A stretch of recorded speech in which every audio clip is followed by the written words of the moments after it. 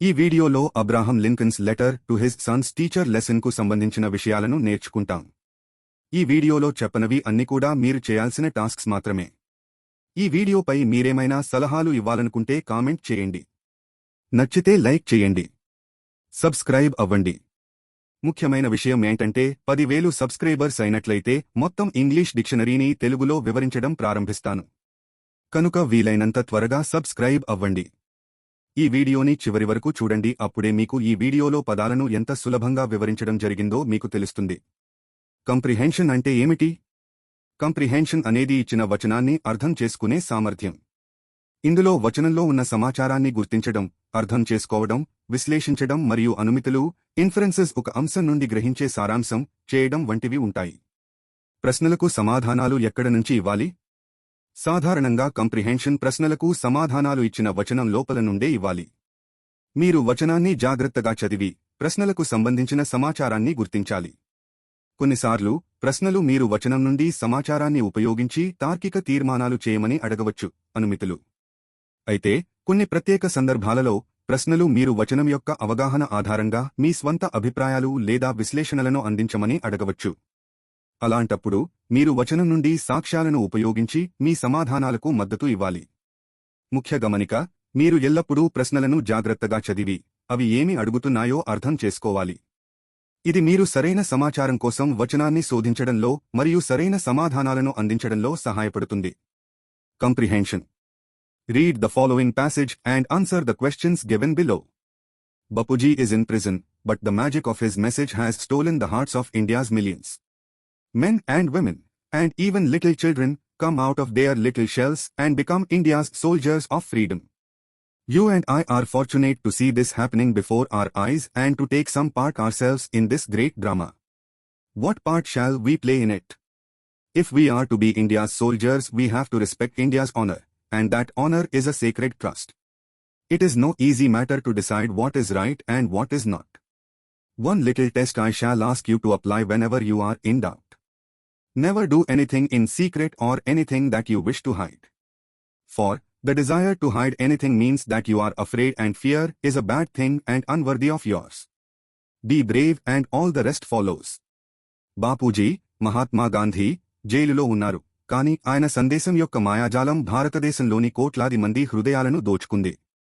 స్త్రీలు, పురుషులు, చిన్న పిల్లలు కూడా తమ చిన్న గుల్లల నుండి బయటకు వచ్చి భారతదేశ స్వాతంత్ర్య సైనికులు అవుతున్నారు. ఇది మన కళ్ల ముందే జరుగుతుండటం, ఈ గొప్ప నాటకంలో మనం కూడా కొంత భాగం పోషించడం మన అదృష్టం. మనం ఇందులో ఏ పాత్ర పోషించాలి? మనం భారతదేశ సైనికులు కావాలంటే మనం భారతదేశ గౌరవాన్ని గౌరవించాలి, మరియు ఆ గౌరవం ఒక పవిత్రమైన బాధ్యత. ఏది సరైనది మరియు ఏది కాదు అని నిర్ణయించడం అంత సులభమైన విషయం కాదు. ఒక చిన్న పరీక్ష మీకు అనుమానం వచ్చినప్పుడల్లా అన్వయించమని అడుగుతాను. రహస్యంగా ఏ పని చేయవద్దు, లేదా మీరు దాచాలనుకునే దేనిని చేయవద్దు. ఎందుకంటే దేనినైనా దాచాలనే కోరిక అంటే మీరు భయపడుతున్నారని అర్థం, మరియు భయం చెడు విషయం మరియు మీకు అనర్హమైనది. ధైర్యంగా ఉండండి, మిగతావన్నీ అనుసరిస్తాయి. 1.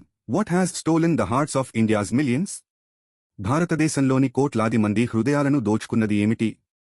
బాపూజీ, మహాత్మా గాంధీ సందేశం యొక్క మాయాజాలం భారతదేశంలోని కోట్లాది మంది హృదయాలను దోచుకుంది. 2. Who have become India's soldiers of freedom? భారతదేశ స్వాతంత్ర్య సైనికులు ఎవరు అయ్యారు? స్త్రీలు, పురుషులు, చిన్న పిల్లలు కూడా తమ చిన్న గుల్లల నుండి బయటకు వచ్చి భారతదేశ స్వాతంత్ర్య సైనికులు అయ్యారు. 3. Identify the word in the passage that means lucky. అదృష్టవంతులు అనే అర్థం వచ్చే పేరాలోని పదాన్ని గుర్తించండి. ఫార్చునేట్ అనే పదానికి తెలుగులో అదృష్టవంతులు అని అర్థం. 4. What is India's sacred trust? భారతదేశ పవిత్ర బాధ్యత ఏమిటి? భారతదేశ గౌరవం దాని పవిత్ర బాధ్యత. 5. Why should one not do things in secret? రహస్యంగా పనులు ఎందుకు చేయకూడదు? దేనినైనా దాచాలనే కోరిక అంటే మీరు భయపడుతున్నారని అర్థం, మరియు భయం చెడు విషయం మరియు మీకు అనర్హమైనది. Second, comprehension. The capitalist system of society does not foster healthy relations among human beings. A few people own all the means of production and others, though nominally few, have to sell their labor under conditions imposed upon them. The emphasis of capitalism being on the supreme importance of material wealth, the intensity of its appeal is to the acquisitive intensity. It promotes worship of economic power with little regard to the means employed for its acquisition and the end that it serves. By its exploitation of human beings to the limits of endurance, its concentration is on the largest profit rather than maximum production. Thus the division of human family is done on the basis of economic circumstances. All this is injurious to division of human dignity. And when the harrowed poor turn to the founders of religion for succor, they rather offer a subtle defense for the established order. They promise future happiness for their present suffering and conjure up visions of paradise to redress the balance to soothe the suffering and the revolt of the tortured men. The system imposes injustice, the religion justifies it. పెట్టుబడిదారీ వ్యవస్థ మనుషుల మధ్య ఆరోగ్యకరమైన సంబంధాలను పెంపొందించదు. కొంతమంది మాత్రమే ఉత్పత్తి సాధనాలన్నింటినీ కలిగి ఉంటారు, మరికొందరు వారిపై విధించబడిన పరిస్థితులలో తమ శ్రమను అమ్ముకోవలసి ఉంటుంది. పెట్టుబడిదారీ విధానం భౌతిక సంపద యొక్క అత్యున్నత ప్రాముఖ్యతపై దృష్టి పెడుతుంది, దాని ఆకర్షణ యొక్క తీవ్రత సంపాదన తీవ్రతకు సంబంధించినది. ఇది ఆర్థిక శక్తిని పూజించడాన్ని ప్రోత్సహిస్తుంది, దాని సముపార్జనకు ఉపయోగించే మార్గాలను మరియు అది అందించే లక్ష్యాన్ని పట్టించుకోకుండా. మానవులను సహనం యొక్క పరిమితులకు దోపిడీ చేయడం ద్వారా దాని ఏకాగ్రత గరిష్ట ఉత్పత్తి కంటే అతిపెద్ద లాభంపై ఉంటుంది. ఆ విధంగా మానవ కుటుంబం యొక్క విభజన ఆర్థిక పరిస్థితుల ఆధారంగా జరుగుతుంది. ఇవన్నీ మానవ గౌరవానికి హానికరం. మరియు బాధించబడిన పేదలు మత స్థాపకుల వైపు సహాయం కోసం తిరిగినప్పుడు వారు స్థాపించబడిన క్రమానికి ఒక సూక్ష్మమైన రక్షణను అందిస్తారు. వారు వారి ప్రస్తుత బాధలకు భవిష్యత్తు ఆనందాన్ని వాగ్దానం చేస్తారు మరియు బాధితులైన పురుషుల బాధ మరియు తిరుగుబాటును శాంతింపజేయడానికి సమతుల్యతను పునరుద్ధరించడానికి స్వర్గం యొక్క దర్శనాలను సృష్టిస్తారు. ఈ వ్యవస్థ అన్యాయాన్ని విధిస్తుంది, మతం దానిని సమర్థిస్తుంది. 1. Does the capitalist system maintain healthy relations? పెట్టుబడిదారీ వ్యవస్థ ఆరోగ్యకరమైన సంబంధాలను నిర్వహిస్తుందా? లేదు, పెట్టుబడిదారీ వ్యవస్థ మనుషుల మధ్య ఆరోగ్యకరమైన సంబంధాలను పెంపొందించదు. 2. What promotes worship of economic power? ఆర్థిక శక్తిని పూజించడాన్ని ఏది ప్రోత్సహిస్తుంది? పెట్టుబడిదారీ విధానం ఆర్థిక శక్తిని పూజించడాన్ని ప్రోత్సహిస్తుంది. 3. On what basis is the division of human family done? మానవ కుటుంబం యొక్క విభజన ఏ ప్రాతిపదికన జరుగుతుంది? మానవ కుటుంబం యొక్క విభజన ఆర్థిక పరిస్థితుల ఆధారంగా జరుగుతుంది. 4. What is the antonym for impose? Impose అనే పదానికి వ్యతిరేక పదం ఏమిటి? ఇంపోజ్ అంటే విధించు లేదా రుద్దు. దానికి వ్యతిరేక పదాలు తొలగించు, వదులు లేదా ఉపసంహరించు కావచ్చు. 5. What justifies the injustice imposed by the system? వ్యవస్థ విధించిన అన్యాయాన్ని ఏది సమర్థిస్తుంది? మతం వ్యవస్థ విధించిన అన్యాయాన్ని సమర్థిస్తుంది. కొన్ని ముఖ్య పదాల అర్థాలు మరియు సందర్భాలు చూద్దాం. క్యాపిటలిస్ట్ సిస్టమ్ అంటే పెట్టుబడిదారీ వ్యవస్థ. ఇది ఒక ఆర్థిక వ్యవస్థ, దీనిలో ఉత్పత్తి సాధనాలు, కర్మాగారాలు, భూమి, యంత్రాలు మొదలైనవి ప్రైవేట్ వ్యక్తులు లేదా సంస్థల యాజమాన్యంలో ఉంటాయి మరియు లాభం కోసం ఉపయోగించబడతాయి. ఫాస్టర్ అంటే పెంపొందించు. దీని అర్థం ఏదో ఒకదానిని అభివృద్ధి చేయడం లేదా ప్రోత్సహించడం. ఇక్కడ పెట్టుబడిదారీ వ్యవస్థ మానవుల మధ్య మంచి సంబంధాలను పెంపొందించడంలో విఫలమవుతుందని చెప్పబడింది. మీన్స్ అంటే సాధనాలు. ఇది ఒక లక్ష్యాన్ని సాధించడానికి ఉపయోగించే పద్ధతులు లేదా వనరులను సూచిస్తుంది. ఇక్కడ ఉత్పత్తి సాధనాలు అంటే వస్తువులు లేదా సేవలను ఉత్పత్తి చేయడానికి ఉపయోగించే వనరులు, ఇందులో యంత్రాలు, కర్మాగారాలు, భూమి మొదలైనవి ఉంటాయి. ప్రొడక్షన్ అంటే ఉత్పత్తి. ఇది వస్తువులు లేదా సేవలను సృష్టించే ప్రక్రియ. నామినలీ అంటే నామమాత్రంగా. దీని అర్థం పేరుకు మాత్రమే, వాస్తవానికి కాదు. ఇక్కడ కొద్దిమంది వ్యక్తులు మాత్రమే ఉత్పత్తి సాధనాలను కలిగి ఉన్నప్పటికీ చాలామంది ప్రజలు తమ శ్రమను అమ్ముకోవలసి వస్తుందని సూచిస్తుంది. కండిషన్స్ అంటే పరిస్థితులు. ఇవి ఒక సంఘటన లేదా చర్య జరగడానికి లేదా ఉనికిలో ఉండటానికి అవసరమైన పరిస్థితులు లేదా అవసరాలను సూచిస్తాయి. ఇక్కడ కార్మికులు తమ శ్రమను అమ్ముకోవలసిన పరిస్థితులు లేదా నియమాలను సూచిస్తుంది. ఇవి సాధారణంగా యజమానులు లేదా పెట్టుబడిదారులు విధించేవి. ఇంపోజ్డ్ అంటే విధించబడిన. ఇది బలవంతంగా లేదా అధికారం ద్వారా ఏదైనా అమలు చేయడాన్ని లేదా స్వీకరించడాన్ని సూచిస్తుంది. ఇక్కడ కార్మికులకు ఎంపిక లేకుండా వారిపై పని పరిస్థితులు రుద్దబడుతున్నాయని సూచిస్తుంది. అపాన్ అంటే మీద. ఈ పదానికి సాధారణ అర్థం పైన, కాని ఇక్కడ అది ఒకరిపై అధికారం లేదా బాధ్యత చూపడాన్ని సూచిస్తుంది. కార్మికులపై పని పరిస్థితులు విధించబడ్డాయి అని చెప్పడం ద్వారా వారు ఆ నిబంధనలను ఎంచుకోలేదని మరియు అవి వారిపై బలవంతంగా అమలు చేయబడ్డాయని సూచిస్తుంది. ఎంఫసిస్ అంటే ప్రాధాన్యత. ఇది ఒక నిర్దిష్ట విషయం లేదా అంశంపై ప్రత్యేక శ్రద్ధ లేదా ప్రాముఖ్యతను సూచిస్తుంది. ఇక్కడ పెట్టుబడిదారీ విధానం భౌతిక సంపద సముపార్జనపై ఎక్కువ దృష్టి పెడుతుందని సూచిస్తుంది. సుప్రీం అంటే అత్యున్నత, ఇది అత్యధిక స్థాయి, ర్యాంక్ లేదా అధికారాన్ని కలిగి ఉండటం అని అర్థం. ఇక్కడ పెట్టుబడిదారీ విధానంలో భౌతిక సంపదకు అత్యంత ప్రాముఖ్యత ఉందని మరియు అది ఇతర విలువల కంటే ఎక్కువగా విలువైనదిగా పరిగణించబడుతుందని సూచిస్తుంది. మటీరియల్ వెల్త్ అంటే భౌతిక సంపద, ఇది డబ్బు, ఆస్తి మరియు ఇతర భౌతిక వస్తువులను సూచిస్తుంది. ఇవి ఒక వ్యక్తి లేదా సమాజం యొక్క సంపదను కొలవడానికి ఉపయోగించబడతాయి. పెట్టుబడిదారీ విధానంలో భౌతిక సంపద సముపార్జన అనేది తరచుగా విజయం మరియు సామాజిక హోదా యొక్క ప్రాథమిక కొలమానంగా పరిగణించబడుతుంది. ఇంటెన్సిటీ అంటే తీవ్రత, ఇది ఒక భావన, శక్తి లేదా చర్య యొక్క బలం లేదా డిగ్రీని సూచిస్తుంది. ఇక్కడ పెట్టుబడిదారీ విధానం యొక్క ఆకర్షణ ఎంత బలంగా ఉందో మరియు అది ప్రజలను ఎంతగా ప్రభావితం చేస్తుందో వివరిస్తుంది. అపీల్ అంటే ఆకర్షణ, ఇది ఒక వ్యక్తి లేదా వస్తువు ఇతరులను ఆకర్షించే లేదా వారి దృష్టిని ఆకర్షించే నాణ్యతను సూచిస్తుంది. ఇక్కడ పెట్టుబడిదారీ విధానం సంపద సముపార్జనపై దృష్టి పెట్టడం ద్వారా ప్రజలను ఆకర్షిస్తుందని సూచిస్తుంది. అక్విజిటివ్ అంటే స్వాధీనపరుచుకునే, ఇది డబ్బు, ఆస్తి లేదా ఇతర భౌతిక వస్తువులను సొంతం చేసుకోవాలనే బలమైన కోరికను సూచిస్తుంది. పెట్టుబడిదారీ విధానం ఈ కోరికను ప్రోత్సహిస్తుందని మరియు ప్రజలను మరింత ఎక్కువ సంపదను సేకరించేందుకు ప్రేరేపిస్తుందని వాక్యం సూచిస్తుంది.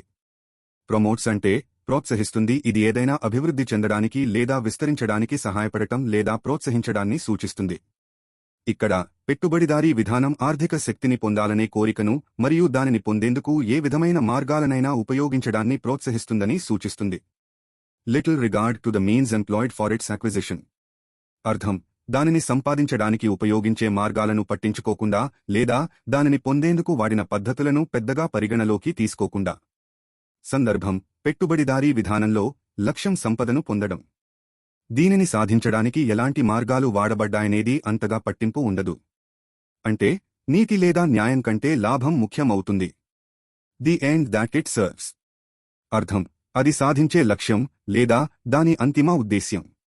సందర్భం, ఇక్కడ పెట్టుబడిదారీ విధానం యొక్క అంతిమ లక్ష్యం ఏమిటనేది ప్రశ్నించబడుతోంది. సంపద సముపార్జనే లక్ష్యమైతే అది సమాజానికి లేదా మానవాళికి ఏ విధంగా ఉపయోగపడుతుంది అనేది పరిగణించబడదు అని భావం. ఈ రెండు పదబంధాలు పెట్టుబడిదారీ విధానాన్ని విమర్శనాత్మకంగా చూస్తాయి. సంపద సముపార్జనే ప్రధాన లక్ష్యంగా ఉన్నప్పుడు అది నీతిలేని పద్ధతులను మరియు సామాజిక అసమానతలను ప్రోత్సహిస్తుందని వాదిస్తుంది. ఎక్స్‌ప్లాయిటేషన్ అంటే దోపిడీ, ఇది స్వలాభం కోసం ఇతరులను, సాధారణంగా బలహీన వర్గాలను, అన్యాయంగా ఉపయోగించుకోవడం. ఇక్కడ పెట్టుబడిదారులు కార్మికుల నుంచి వీలైనంత ఎక్కువ పనిని తీసుకుని వారికి తక్కువ వేతనం ఇవ్వడం ద్వారా వారిని దోపిడీ చేస్తారనే విమర్శను సూచిస్తుంది. ఎండ్యూరెన్స్ అంటే సహనం, ఇది కష్టం, నొప్పి లేదా ఒత్తిడిని ఎక్కువ కాలం తట్టుకునే సామర్థ్యం. ఇక్కడ కార్మికులు తట్టుకోగలిగేంతవరకు వారిని పెట్టుబడిదారులు దోపిడీ చేస్తారని సూచిస్తుంది. కాన్సంట్రేషన్ అంటే ఏకాగ్రత, ఇది ఒకే ఒక విషయంపై లేదా లక్ష్యంపై దృష్టి పెట్టడం. ఇక్కడ పెట్టుబడిదారీ వ్యవస్థ యొక్క ప్రధాన లక్ష్యం గరిష్ట లాభాలను ఆర్జించడమే అని, ఉత్పత్తి పెంచడం లేదా కార్మికుల సంక్షేమం కాదని సూచిస్తుంది. ఇంజూరియస్ అంటే హానికరం, ఇది హాని కలిగించే లేదా నష్టం కలిగించే దానిని సూచిస్తుంది. ఇక్కడ పెట్టుబడిదారీ వ్యవస్థలోని అసమానతలు మరియు దోపిడీ మానవ గౌరవానికి హాని కలిగిస్తాయని సూచిస్తుంది. హ్యారోడ్ అంటే బాధపడుతున్న, ఇది తీవ్రమైన బాధ, ఆందోళన లేదా భయం అనుభవిస్తున్న వారిని సూచిస్తుంది. ఇక్కడ పెట్టుబడిదారీ వ్యవస్థ యొక్క దోపిడీ వల్ల బాధపడుతున్న పేద ప్రజలను సూచిస్తుంది. సక్కర్ అంటే సహాయం, ఇది కష్టాలు లేదా బాధల నుండి ఉపశమనం లేదా సహాయం అందించడాన్ని సూచిస్తుంది. పేదలు తమ కష్టాల నుండి ఉపశమనం పొందేందుకు మతం వైపు తిరుగుతారని ఇక్కడ సూచించబడింది. ఎస్టాబ్లిష్డ్ ఆర్డర్ అంటే ఇప్పటికే ఉన్న వ్యవస్థ, ఇది సమాజంలో ప్రస్తుతం అమలులో ఉన్న సామాజిక, రాజకీయ మరియు ఆర్థిక వ్యవస్థలను సూచిస్తుంది. ఈ సందర్భంలో పెట్టుబడిదారీ వ్యవస్థ పేదలు సహాయం కోసం మతం వైపు తిరిగినప్పుడు మత నాయకులు ఈ వ్యవస్థను సమర్థిస్తారని మరియు దానికి వ్యతిరేకంగా ప్రశ్నించకుండా ప్రజలను శాంతింపజేయడానికి ప్రయత్నిస్తారని వాక్యం సూచిస్తుంది. కొంజోర్ అప్ అంటే సృష్టించు, ఇది ఊహ లేదా మాయ ద్వారా ఏదైనా సృష్టించడం లేదా తీసుకురావడాన్ని సూచిస్తుంది. ఇక్కడ మత నాయకులు ప్రజలను ఓదార్చడానికి మరియు వారి దృష్టిని ప్రస్తుత బాధల నుండి మరల్చడానికి స్వర్గం వంటి భవిష్యత్తు ఆనందాల దృశ్యాలను సృష్టిస్తారని సూచిస్తుంది. పారాడైస్ అంటే స్వర్గం, ఇది అత్యంత ఆనందం మరియు పరిపూర్ణత ఉన్న ప్రదేశంగా భావించబడే ఒక ఆదర్శవంతమైన లేదా ఆధ్యాత్మిక స్థలం. ఇక్కడ ప్రజల ప్రస్తుత బాధలకు భవిష్యత్తులో పరిహారంగా స్వర్గం యొక్క భావనను మత నాయకులు ఉపయోగిస్తారని సూచిస్తుంది. రిడ్రెస్ అంటే పరిష్కరించు సరిచేయు. దీని అర్థం తప్పును సరిదిద్దడం లేదా అన్యాయానికి పరిహారం అందించడం. ఇక్కడ మతం పెట్టుబడిదారీ వ్యవస్థ సృష్టించిన అసమానతలను భవిష్యత్తులో స్వర్గంలో పరిహారం ఇస్తామని వాగ్దానం చేయడం ద్వారా సమతుల్యం చేయడానికి ప్రయత్నిస్తుందని సూచిస్తుంది. సూత్ అంటే శాంతింపజేయు. ఇది ఒకరి బాధను, కోపాన్ని లేదా ఆందోళనను తగ్గించడం లేదా తొలగించడం అని అర్థం.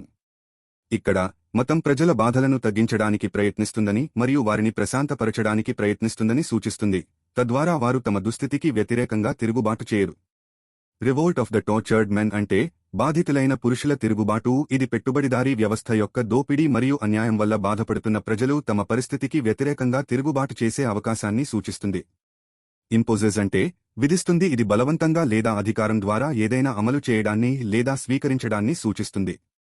ఇక్కడ పెట్టుబడిదారీ వ్యవస్థ ప్రజలపై అన్యాయాన్ని బలవంతంగా రుద్దుతుందని సూచిస్తుంది.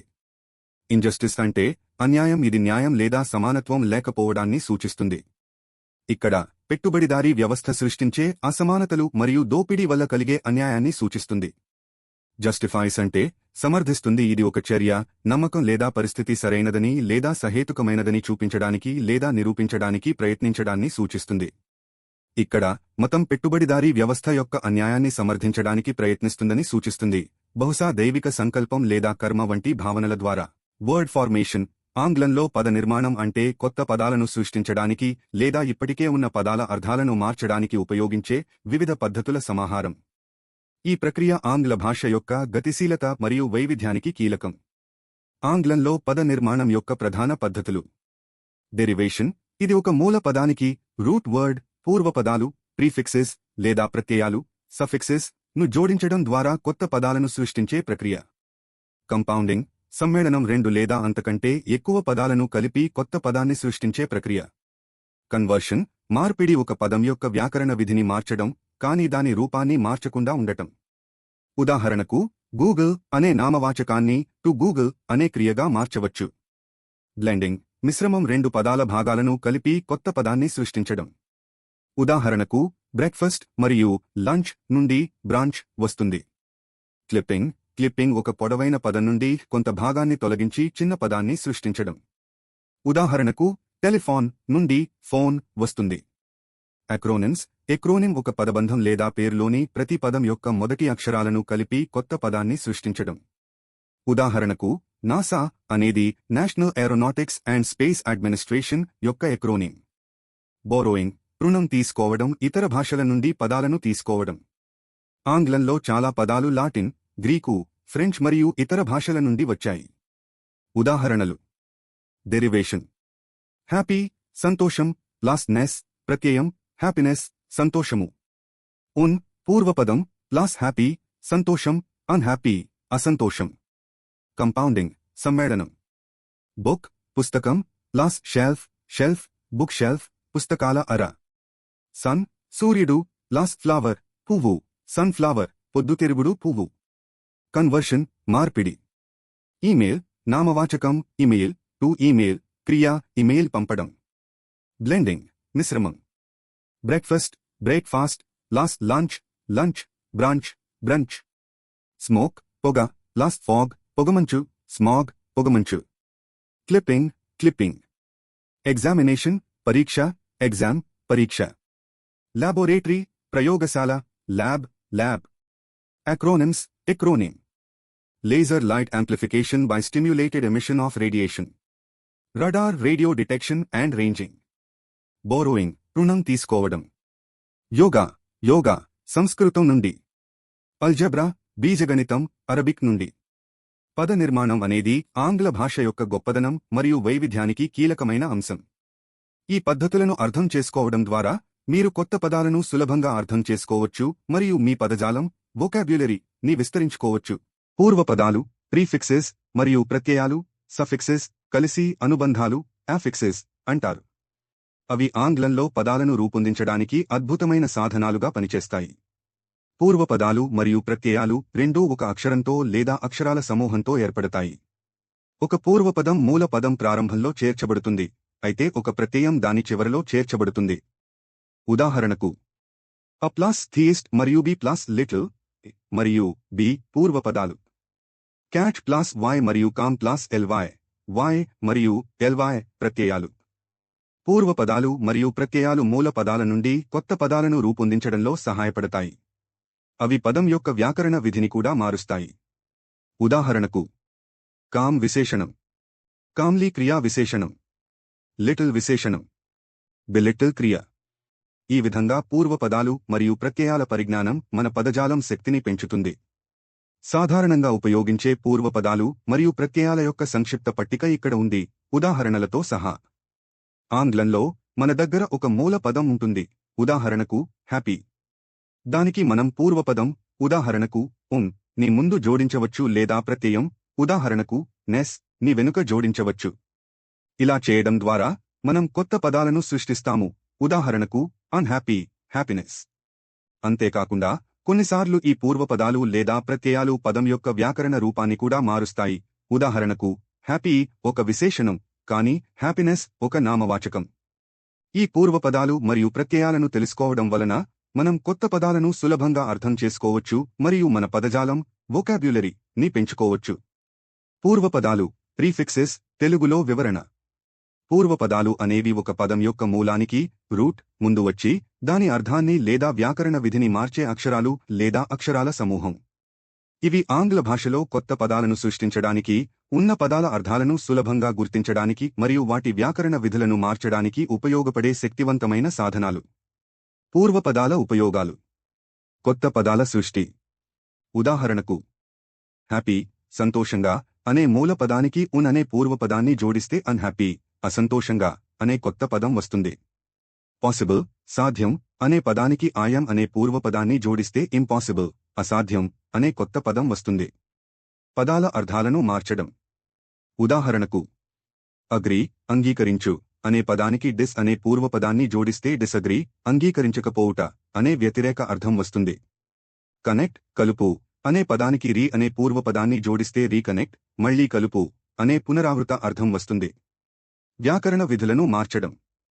ఉదాహరణకు ఎస్టిమేట్ అంచనా అనే నామవాచకానికి ఓవర్ అనే పూర్వపదాన్ని జోడిస్తే ఓవరెస్టిమేట్ మరీ ఎక్కువ అంచనా వేయు అనే క్రియ అవుతుంది. సోషల్ సామాజిక అనే విశేషణానికి యాంటీ అనే పూర్వపదాన్ని జోడిస్తే యాంటీసోషల్ సమాజ వ్యతిరేకి అనే విశేషణమే అవుతుంది, కానీ అర్థం వ్యతిరేకంగా మారుతుంది. కొన్ని సాధారణ పూర్వపదాలు మరియు వాటి అర్థాలు. కాదు వ్యతిరేకం, ఉదా అన్హ్యాపీ అనేబుల్. డిస్ కాదు వ్యతిరేకం తొలగించు, ఉదాహరణకు డిసగ్రీ డిస్కనెక్ట్. రీ మళ్ళీ, ఉదాహరణకు రిరైట్ రీడు. మీస్ తప్పుగా చెడుగా, ఉదాహరణకు మిస్అండర్స్టాండ్ మిస్బిహేవ్.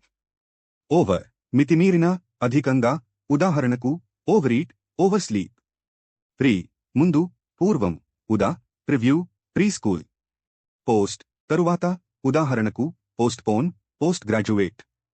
సబ్ క్రింద ఉప, ఉదాహరణకు సబ్వే సబ్మెరీన్.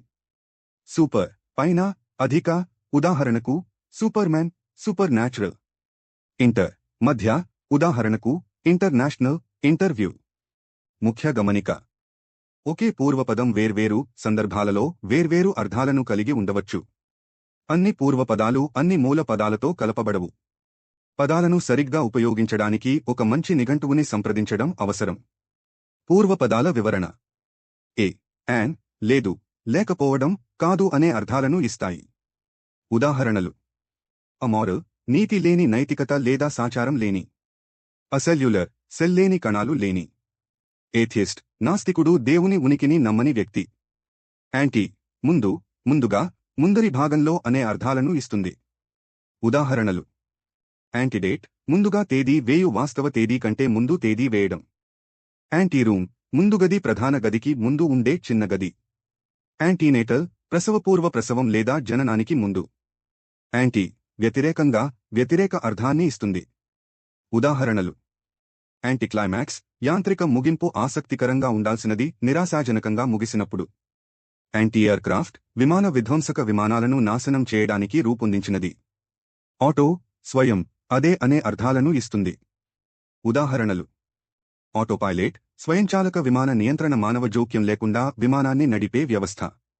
ఆటోబయోగ్రఫీ స్వీయ చరిత్ర ఒక వ్యక్తి తన స్వంత జీవితం గురించి వ్రాసిన పుస్తకం. బాయ్ రెండు సార్లు రెట్టింపు అనే అర్థాలను ఇస్తుంది. ఉదాహరణలు: బిలింగ్వల్, ద్విభాషా, రెండు భాషలు మాట్లాడగల సామర్థ్యం కలిగిన. బైఫోకల్, వినాయకత్వం, రెండు వేర్వేరు దృష్టి దూరాలను సరిచేసే కళ్లద్దాలు. బయో, జీవితం అనే అర్థాన్ని ఇస్తుంది. ఉదాహరణలు: బయోగ్రఫీ, జీవిత చరిత్ర, ఒక వ్యక్తి జీవితం గురించి వ్రాసిన పుస్తకం. బయోఫిజిక్స్, జీవభౌతిక శాస్త్రం, జీవసంబంధమైన ప్రక్రియలను అర్థం చేసుకోవడానికి భౌతిక శాస్త్ర సూత్రాలను ఉపయోగించే శాస్త్రం. కో, తో, కలిసి అనే అర్థాలను ఇస్తుంది.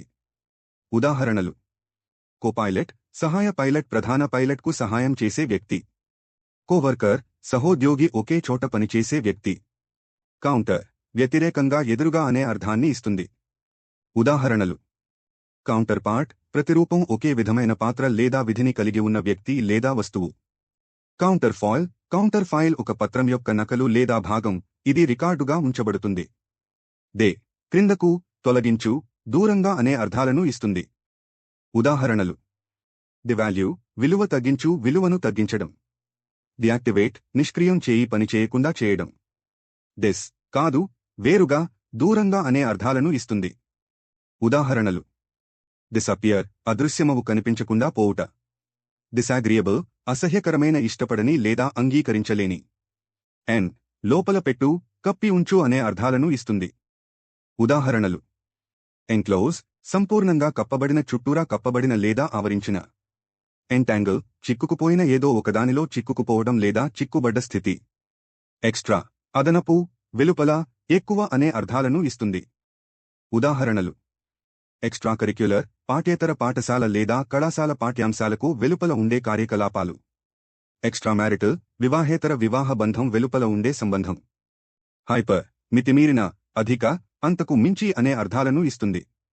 ఉదాహరణలు: హైపర్ యాక్టివ్, మితిమీరిన చురుకుదనం, అసాధారణంగా లేదా అతిగా చురుకుగా ఉండటం.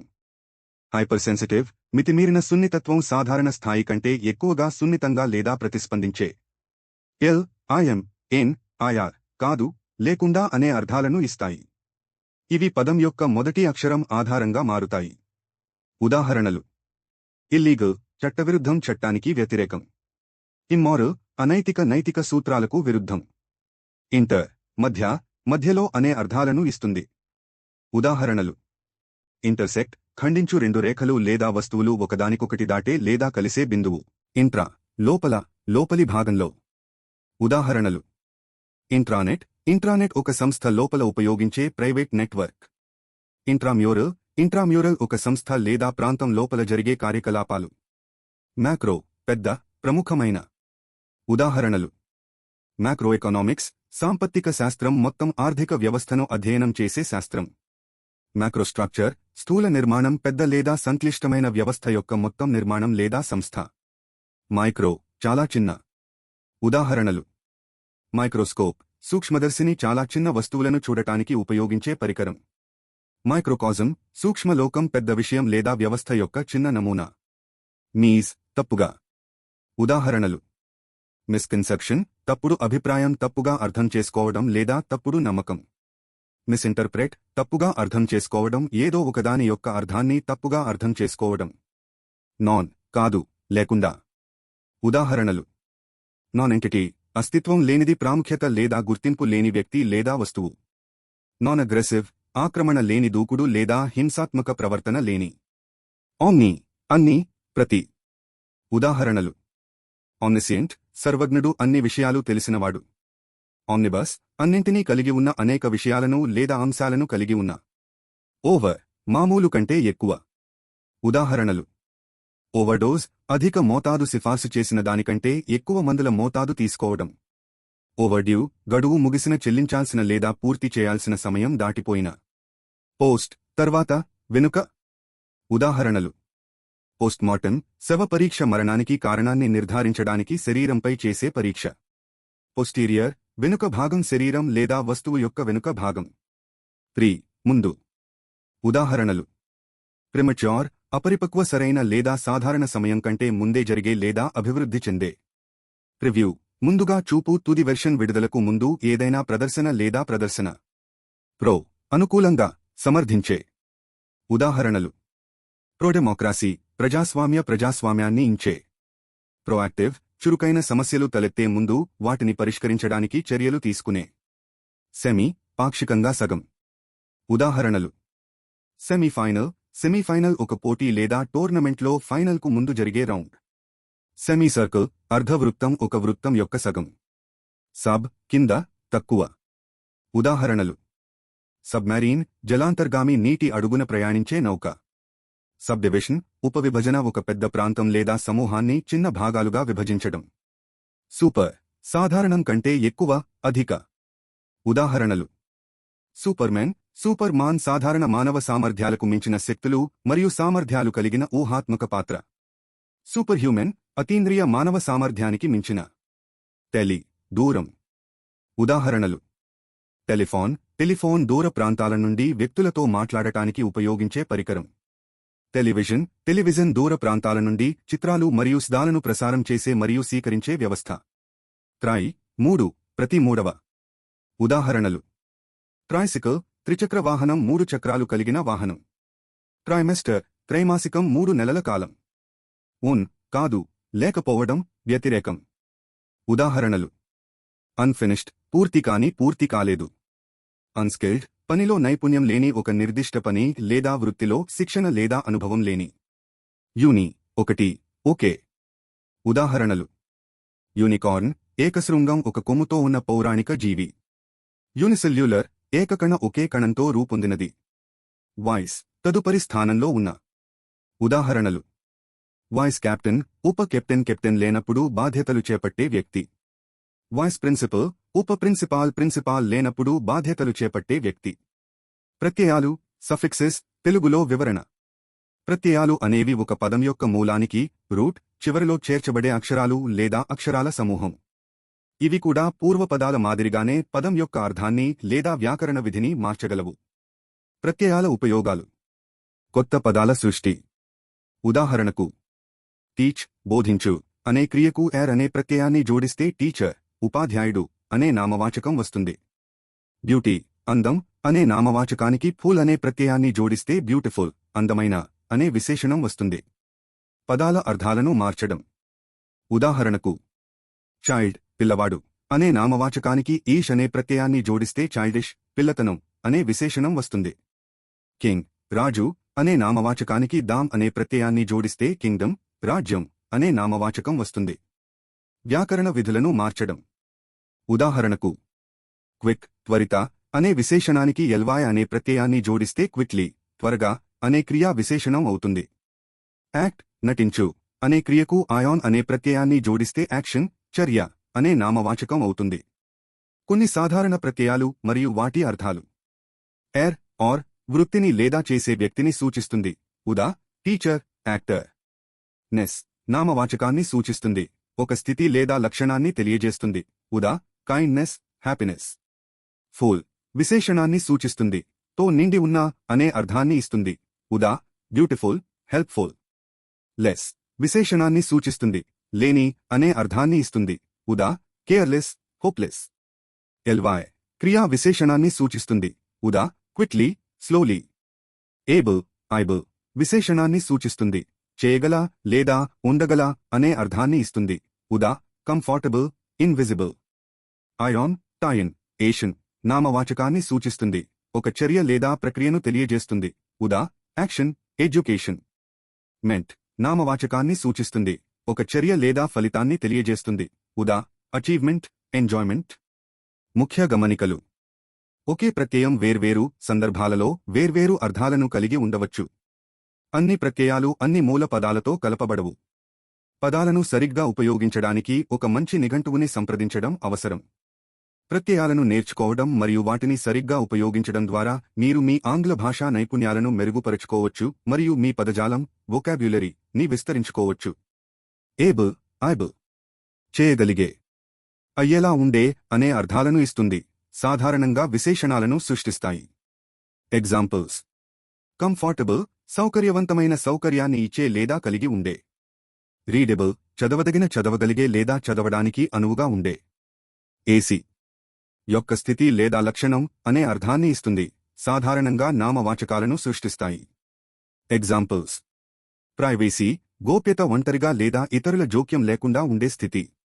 ఫాలేసీ తప్పుడు భావన తప్పుడు లేదా అవాస్తవమైన నమ్మకం లేదా వాదన. పల్ యొక్క చర్య లేదా ప్రక్రియ అనే అర్థాన్ని ఇస్తుంది. సాధారణంగా నామవాచకాలను సృష్టిస్తాయి. ఎగ్జాంపుల్స్: రిఫ్యూజల్ నిరాకరణ, ఒక అభ్యర్థన లేదా ఆఫర్ను తిరస్కరించే చర్య. రిసిటల్ గాన ప్రదర్శన, సంగీతం లేదా కవిత్వం యొక్క ప్రదర్శన. యాన్ ఇయన్ కి సంబంధించిన వ్యక్తి అనే అర్థాన్ని ఇస్తుంది. సాధారణంగా నామవాచకాలను సృష్టిస్తాయి. ఎగ్జాంపుల్స్: అమెరికన్ అమెరికాకు చెందిన లేదా సంబంధించిన వ్యక్తి. ఇండియన్ భారతీయుడు, భారతదేశానికి చెందిన లేదా సంబంధించిన వ్యక్తి. యాన్స్ యొక్క స్థితి లేదా లక్షణం అనే అర్థాన్ని ఇస్తుంది. సాధారణంగా నామవాచకాలను సృష్టిస్తాయి. ఎగ్జాంపుల్స్: మెయింటెనెన్స్ నిర్వహణ, మంచి పని క్రమంలో ఉంచడం లేదా మరమ్మత్తు చేసే చర్య లేదా ప్రక్రియ. ఎమినెన్స్ శ్రేష్ఠత, ఉన్నత స్థానం లేదా ఖ్యాతిని కలిగి ఉండటం. సైడ్ ఒక వ్యక్తిని లేదా వస్తువును చంపడం అనే అర్థాన్ని ఇస్తుంది. సాధారణంగా నామవాచకాలను సృష్టిస్తాయి. ఎగ్జాంపుల్స్: పెస్టిసైడ్ కీటకనాశిని, తెగుళ్లను చంపడానికి ఉపయోగించే రసాయనం. సూయిసైడ్ ఆత్మహత్య, ఉద్దేశపూర్వకంగా తనను తాను చంపుకునే చర్య. సివాయ్ గా ఉండే లక్షణం అనే అర్థాన్ని ఇస్తుంది. సాధారణంగా నామవాచకాలను సృష్టిస్తాయి. ఎగ్జాంపుల్స్: యాక్యురసీ ఖచ్చితత్వం, ఖచ్చితమైన లేదా లోపాలు లేని స్థితి. ప్రైవసీ గోప్యత, ఒంటరిగా లేదా ఇతరుల జోక్యం లేకుండా ఉండే స్థితి. దాం యొక్క స్థానం లేదా స్థితి అనే అర్థాన్ని ఇస్తుంది. సాధారణంగా నామవాచకాలను సృష్టిస్తాయి. ఎగ్జాంపుల్స్: ఫ్రీడమ్ స్వేచ్ఛ, బానిసత్వం, నియంత్రణ లేదా అణచివేత నుండి స్వాతంత్ర్యం యొక్క స్థితి. కింగ్డమ్ రాజ్యం, ఒక రాజు లేదా రాణి పరిపాలించే దేశం లేదా భూభాగం. ఈ క్రియ చేయబడ్డ వ్యక్తి అనే అర్థాన్ని ఇస్తుంది. సాధారణంగా నామవాచకాలను సృష్టిస్తాయి. ఎగ్జాంపుల్స్: ఎంప్లాయీ ఉద్యోగి, యజమాని కోసం పనిచేసే మరియు వేతనం అందుకునే వ్యక్తి. పేయి చెల్లింపుదారు, డబ్బు చెల్లించే వ్యక్తి. ఎర్ ఆర్ పని చేసేవాడు అనే అర్థాన్ని ఇస్తుంది. సాధారణంగా నామవాచకాలను సృష్టిస్తాయి. ఎగ్జాంపుల్స్: ట్రైనర్ శిక్షకుడు, ఇతరులకు నైపుణ్యాలు లేదా జ్ఞానాన్ని నేర్పించే వ్యక్తి. ఎగ్జామినర్ పరీక్షకుడు, పరీక్షలు నిర్వహించే లేదా మూల్యాంకనం చేసే వ్యక్తి. ఐఎస్ఎం సిద్ధాంతం, నమ్మకం అనే అర్థాన్ని ఇస్తుంది. సాధారణంగా నామవాచకాలను సృష్టిస్తాయి. ఎగ్జాంపుల్స్: కమ్యూనిజం ఉత్పత్తి సాధనాలపై సమిష్టి యాజమాన్యం మరియు తరగతి రహిత సమాజాన్ని లక్ష్యంగా. నార్సిసిజం అహంభావం, తనపైనే అతిగా ప్రేమ మరియు ఆరాధన కలిగి ఉండటం. టీవై యొక్క లక్షణం లేదా స్థితి అనే అర్థాన్ని ఇస్తుంది. సాధారణంగా నామవాచకాలను సృష్టిస్తాయి. ఎగ్జాంపుల్స్: ఇనాక్టివిటీ నిష్క్రియాత్మకత, చర్య లేకపోవడం లేదా కదలిక లేకపోవడం. వరాసిటీ నిజాయితీ లేదా నిజం చెప్పే లక్షణం. మెంట్ యొక్క పరిస్థితి లేదా చర్య అనే అర్థాన్ని ఇస్తుంది. సాధారణంగా నామవాచకాలను సృష్టిస్తాయి. ఎగ్జాంపుల్స్: ఆర్గ్యుమెంట్ వాదన, రెండు లేదా అంతకంటే ఎక్కువ మంది వ్యక్తుల మధ్య అభిప్రాయభేదం లేదా వివాదం. ఎండోర్స్మెంట్ ఆమోదం, ఒక వ్యక్తి, ఉత్పత్తి లేదా ఆలోచనకు మద్దతు లేదా ఆమోదం ఇవ్వడం. నెస్ యొక్క స్థితి అనే అర్థాన్ని ఇస్తుంది. సాధారణంగా నామవాచకాలను సృష్టిస్తాయి. ఎగ్జాంపుల్స్: హెవీనెస్ బరువుగా ఉండే స్థితి. సాడ్నెస్ విచారంగా లేదా దుఃఖంగా ఉండే స్థితి. షిప్ స్థానం లేదా సంబంధం అనే అర్థాలని సూచిస్తూ సాధారణంగా నామవాచకాలను సృష్టిస్తుంది. ఉదాహరణలు: ఫెలోషిప్ సహచర్యం, ఒక సమూహంలో సభ్యుడిగా ఉండటం లేదా ఒక సంస్థతో అనుబంధం కలిగి ఉండటం. ఓనర్షిప్ యజమానిత్వం, ఏదైనా సొంతం చేసుకునే హక్కు లేదా స్థితి. టాయన్ యొక్క స్థితి లేదా చర్య అనే అర్థాన్ని ఇస్తుంది. సాధారణంగా నామవాచకాలను సృష్టిస్తాయి. ఉదాహరణలు: కన్సెషన్ ఒప్పుకోలు, ఒక వాదనలో లేదా డిమాండ్లో కొంత భాగాన్ని అంగీకరించడం. ట్రాన్సిషన్ మార్పు, ఒక స్థితి లేదా పరిస్థితి నుండి మరొకదానికి మారే ప్రక్రియ. చేయు అగు అనే అర్థాలను ఇస్తూ సాధారణంగా క్రియలను సృష్టిస్తాయి. ఉదాహరణలు: రెగ్యులేట్ నియంత్రించు, ఒక ప్రక్రియ లేదా వ్యవస్థ పనితీరును నియంత్రించడం లేదా సర్దుబాటు చేయడం. ఇరాడికేట్ నిర్మూలించు, పూర్తిగా నాశనం చేయడం లేదా తొలగించడం. అవ్వు అనే అర్థాన్ని ఇస్తుంది. సాధారణంగా క్రియలను సృష్టిస్తాయి. ఉదాహరణలు: ఎన్లైటన్ జ్ఞానోదయం కలిగించు, జ్ఞానం లేదా అవగాహన కలిగించడం. అవేకెన్ మేల్కొలుపు, నిద్ర నుండి లేపడం లేదా చైతన్యం కలిగించడం. స్త్రీ లింగాన్ని సూచిస్తుంది. సాధారణంగా నామవాచకాలను సృష్టిస్తుంది. ఉదాహరణలు: గాడెస్ దేవత, స్త్రీ దేవత. యాక్ట్రెస్ నటి, నాటకాలు లేదా సినిమాలలో నటించే స్త్రీ. ఇఫీ ఎఫ్వై చేయు లేదా అవ్వు అనే అర్థాలను ఇస్తూ సాధారణంగా క్రియలను సృష్టిస్తాయి. ఉదాహరణలు: టెరిఫై భయపెట్టు, తీవ్రమైన భయాన్ని కలిగించడం. రెక్టిఫై సరిదిద్దు, ఒక తప్పును సరిదిద్దడం లేదా సరిచేయడం. ఐజడి ఐఎసి అవ్వు అనే అర్థాన్ని ఇస్తుంది, సాధారణంగా క్రియలను సృష్టిస్తాయి. ఉదాహరణలు: సివిలైజ్ నాగరికం చేయు, ఒక వ్యక్తి లేదా సమాజాన్ని మరింత నాగరికంగా లేదా అభివృద్ధి చెందినట్లు చేయడం. హ్యూమానైజ్ మానవీయం చేయు, మరింత దయగల లేదా కరుణామయమైనదిగా చేయడం. ఏబ్ ఐబ్ చేయగలిగే, అయ్యేలా ఉండే అనే అర్థాలను ఇస్తుంది, సాధారణంగా విశేషణాలను సృష్టిస్తాయి. ఉదాహరణలు: ఎడిబుల్ తినదగిన, తినడానికి సురక్షితమైన మరియు తగిన. ప్రెజెంటబుల్ ప్రదర్శించదగిన, ఇతరులకు చూపించడానికి లేదా ప్రదర్శించడానికి తగినంత మంచిది.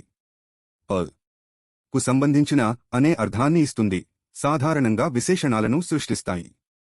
ఉదాహరణలు: రీజనల్ ప్రాంతీయ, ఒక నిర్దిష్ట ప్రాంతానికి లేదా ప్రాంతాలకు సంబంధించిన. గ్రామాటికల్ వ్యాకరణ నియమాలు లేదా సూత్రాలకు సంబంధించిన. ఎస్క్ నీ గుర్తుకు తెచ్చే లేదా శైలిలో ఉన్న అనే అర్థాన్ని ఇస్తుంది, సాధారణంగా విశేషణాలను సృష్టిస్తాయి. ఉదాహరణలు: పిక్చరెస్క్ పిక్చర్స్క్ చిత్రంలా అందమైన లేదా సుందరమైన. స్టాచ్యుఎస్క్ శిల్పం వంటి, ఒక విగ్రహంలా గంభీరమైన లేదా ఆకర్షణీయమైన. ఫుల్ తో నిండిన లేదా కలిగి ఉన్న అనే అర్థాలను ఇస్తూ సాధారణంగా విశేషణాలను సృష్టిస్తాయి. ఉదాహరణలు: ఫ్యాన్సిఫుల్ ఊహాత్మక, ఊహ లేదా ఫాంటసీతో నిండిన. రిసెంట్ఫుల్ నీచభావంతో, కోపం లేదా ఆగ్రహంతో నిండిన. ఐకల్ కు సంబంధించిన అనే అర్థాన్ని ఇస్తుంది, సాధారణంగా విశేషణాలను సృష్టిస్తాయి. ఉదాహరణలు: మ్యూజికల్ సంగీతానికి సంబంధించిన. మిస్టికల్ ఆధ్యాత్మిక లేదా మర్మమైన అనుభవాలకు సంబంధించిన. ఓస్ తో నిండి ఉన్న లేదా లక్షణాలతో కూడిన అనే అర్థాలను ఇస్తుంది, సాధారణంగా విశేషణాలను సృష్టిస్తాయి. ఉదాహరణలు: న్యూట్రిషియస్ పౌష్టిక, పోషకాలతో నిండిన. పోటెన్షియస్ అశుభ సూచక, చెడు లేదా అశుభ సంఘటనలను సూచించే. ఈష్ వంటి లక్షణాలు కలిగిన అనే అర్థాన్ని ఇస్తుంది, సాధారణంగా విశేషణాలను సృష్టిస్తాయి. ఉదాహరణలు: ఫీండిష్ రాక్షస, క్రూరమైన లేదా దుష్ట. చైల్డిష్ పిల్లతనం, పిల్లల లాంటి లేదా పరిపక్వత లేని. యొక్క స్వభావం కలిగిన అనే అర్థాన్ని ఇస్తుంది, సాధారణంగా విశేషణాలను సృష్టిస్తాయి. ఉదాహరణలు: క్రియేటివ్ సృజనాత్మక, కొత్త ఆలోచనలు లేదా వస్తువులను సృష్టించే సామర్థ్యం కలిగిన. ప్యూనిటివ్ శిక్షించే లేదా శిక్షించడానికి ఉద్దేశించిన. లెస్ లేని లేదా లేకుండా అనే అర్థాన్ని ఇస్తుంది, సాధారణంగా విశేషణాలను సృష్టిస్తాయి. ఉదాహరణలు: ఎండ్లెస్ అంతం లేని, ముగింపు లేని లేదా అపరిమితమైన. ఏజ్లెస్ వయస్సు లేని, వయస్సు లేదా వృద్ధాప్యం యొక్క ప్రభావాలను చూపించని. తో నిండి ఉన్న లేదా లక్షణాలతో కూడిన అనే అర్థాలను ఇస్తుంది, సాధారణంగా విశేషణాలను సృష్టిస్తాయి. ఉదాహరణలు: స్లీజీ అసహ్యకరమైన, నీచమైన లేదా అనైతిక. హ్యాస్టీ తొందరపాటు, త్వరగా లేదా ఆలోచన లేకుండా చేసే. ముగింపు ప్రత్యయాలను అర్థం చేసుకోవడం మరియు సరిగ్గా ఉపయోగించడం వలన మీరు కొత్త పదాలను సులభంగా గుర్తించగలరు, వాటి అర్థాలను అర్థం చేసుకోవచ్చు మరియు మీ పదజాలాన్ని విస్తరించుకోవచ్చు. కొత్త పదాలను చూసినప్పుడు వాటిలోని ప్రత్యయాలను గుర్తించడం ద్వారా వాటి అర్థాన్ని ఊహించడానికి ప్రయత్నించండి. ఇది మీ పదజాలం గుర్తింపు మరియు అవగాహనను పెంచుతుంది. అయితే ఒకే ప్రత్యయం వేర్వేరు సందర్భాలలో వేర్వేరు అర్థాలను కలిగి ఉండవచ్చు, కాబట్టి కొత్త పదాలను ఎదుర్కొన్నప్పుడు నిఘంటువుని సంప్రదించడం ఎల్లప్పుడూ మంచిది. ఇక్కడ పూర్వపదాలను ఉపయోగించి కొత్త పదాలను రూపొందించే పట్టిక యొక్క సమాధానాలు మరియు వివరణలు ఉన్నాయి. యూజ్ ప్రీఫిక్స్ పూర్వపదాలను ఉపయోగించండి. Body antibody. యాంటీబాడీ ప్రతిరక్షకం, శరీరంలోకి ప్రవేశించే వ్యాధికారక క్రిములను లేదా ఇతర హానికరమైన పదార్థాలను గుర్తించి వాటిని నాశనం చేసే ప్రోటీన్. ఇక్కడ యాంటీ అంటే వ్యతిరేకంగా అని అర్థం. కంపారబుల్ ఇన్కంపారబుల్ పోల్చలేని, ఇతర వాటితో పోల్చలేనంత గొప్పది లేదా ప్రత్యేకమైనది. ఇక్కడ ఎన్ అంటే కాదు అని అర్థం. ఓవర్కమ్ అధిగమించు, ఒక సమస్య, అడ్డంకి లేదా భావోద్వేగాన్ని జయించడం. ఇక్కడ ఓవర్ అంటే అయినా లేదా మించి అని అర్థం. సీజ్ బిసీజ్. బిసీజ్ ముట్టడించు, ఒక ప్రదేశం లేదా వ్యక్తిని చుట్టుముట్టి నియంత్రణలోకి తీసుకోవడానికి ప్రయత్నించడం. ఇక్కడ ది అనేది చుట్టూ లేదా పూర్తిగా అనే భావాన్ని జోడిస్తుంది. Place replace. రిప్లేస్ భర్తీ చేయు, ఒక వస్తువు లేదా వ్యక్తిని మరొకదానితో మార్చడం. ఇక్కడ రీ అంటే మళ్ళీ అని అర్థం. Still distil. డిస్టిల్ స్వేదనం చేయు, ఒక ద్రవాన్ని వేడి చేసి ఆవిరిగా మార్చి తర్వాత దాన్ని చల్లబరిచి మళ్లీ ద్రవంగా మార్చే ప్రక్రియ. దీని ద్వారా మలినాలను తొలగించి స్వచ్ఛమైన పదార్థాన్ని పొందుతారు. ఇక్కడ డిస్ అంటే వేరు చేయడం అని అర్థం. బేస్ డిబేస్. డిబేస్ విలువ తగ్గించు, నాణ్యత లేదా విలువను తగ్గించడం లేదా చెడగొట్టడం. ఇక్కడ దే అంటే తగ్గించు లేదా క్రిందకు అని అర్థం. Steed instead. ఇన్స్టెడ్ బదులుగా ఒక వ్యక్తి లేదా వస్తువు స్థానంలో మరొకటి ఉపయోగించడాన్ని సూచిస్తుంది. ఇక్కడ ఎన్ అంటే లోపల లేదా స్థానంలో అని అర్థం. Sawyer Dzire. డిజైర్ కోరిక, ఏదైనా కలిగి ఉండాలనే లేదా సాధించాలనే బలమైన భావన. ఇక్కడ సాయర్ అనేది కోరిక అనే అర్థాన్ని ఇస్తుంది. వైల్డర్ బివిల్డర్. బివిల్డర్ గందరగోళపరచు, ఎవరినైనా గందరగోళానికి గురిచేయడం లేదా అయోమయానికి గురిచేయడం. ఇక్కడ ది అనేది తీవ్రత లేదా పూర్తిగా అనే భావాన్ని జోడిస్తుంది. Sensible insensible. ఇన్సెన్సిబుల్ మెద్దలేని, తెలియని స్పృహ లేదా అవగాహన లేకుండా ఉండటం లేదా ఏదైనా గ్రహించలేకపోవడం. వేస్ సైడ్ వేస్. సైడ్ వేస్ పక్కకు ప్రక్కకు లేదా ఒక వైపు నుండి అనే దిశను సూచిస్తుంది. షేకెబుల్ అన్షేకెబుల్. అన్షేకెబుల్ అచంచలమైన, దృఢమైన లేదా మార్చలేనిది, సందేహం లేదా భయం ద్వారా ప్రభావితం కానిది. Take mistake. మిస్టేక్ తప్పుగా అర్థం చేసుకోవడం లేదా తప్పు చేయడం. Quest request. రిక్వెస్ట్ విన్నపం, మర్యాదపూర్వకంగా లేదా అధికారికంగా ఏదైనా అడగడం లేదా కోరడం. ఎగ్జాక్ట్ ఇన్ఎగ్జాక్ట్. ఇన్ఎగ్జాక్ట్ సరికాని, ఖచ్చితమైనది కాదు లేదా పూర్తిగా సరైనది కాదు. Action reaction. రియాక్షన్ ప్రతిచర్య, ఒక చర్య, సంఘటన లేదా ప్రకటనకు ప్రతిస్పందన. Learn unlearn. అన్లర్న్ మరచిపోవుట, ఇంతకు ముందు నేర్చుకున్న లేదా అలవాటు చేసుకున్నదాన్ని మర్చిపోవడం లేదా వదిలించుకోవడం. పై పట్టికలో ఇచ్చిన అన్ని పూర్వపదాల అర్థాలు మరియు ఉదాహరణలు ఇక్కడ పూర్తి చేయబడ్డాయి. ముగింపు. పూర్వపదాలను అర్థం చేసుకోవడం మరియు సరిగ్గా ఉపయోగించడం వలన మీరు కొత్త పదాలను సులభంగా గుర్తించగలరు, వాటి అర్థాలను అర్థం చేసుకోవచ్చు మరియు మీ పదజాలాన్ని విస్తరించుకోవచ్చు. కొత్త పదాలను చూసినప్పుడు వాటిలోని పూర్వపదాలను గుర్తించడం ద్వారా వాటి అర్థాన్ని ఊహించడానికి ప్రయత్నించండి. ఇది మీ పదజాలం గుర్తింపు మరియు అవగాహనను పెంచుతుంది. అయితే ఒకే పూర్వపదం వేర్వేరు సందర్భాలలో వేర్వేరు అర్థాలను కలిగి ఉండవచ్చు, కాబట్టి కొత్త పదాలను ఎదుర్కొన్నప్పుడు నిఘంటువుని సంప్రదించడం ఎల్లప్పుడూ మంచిది.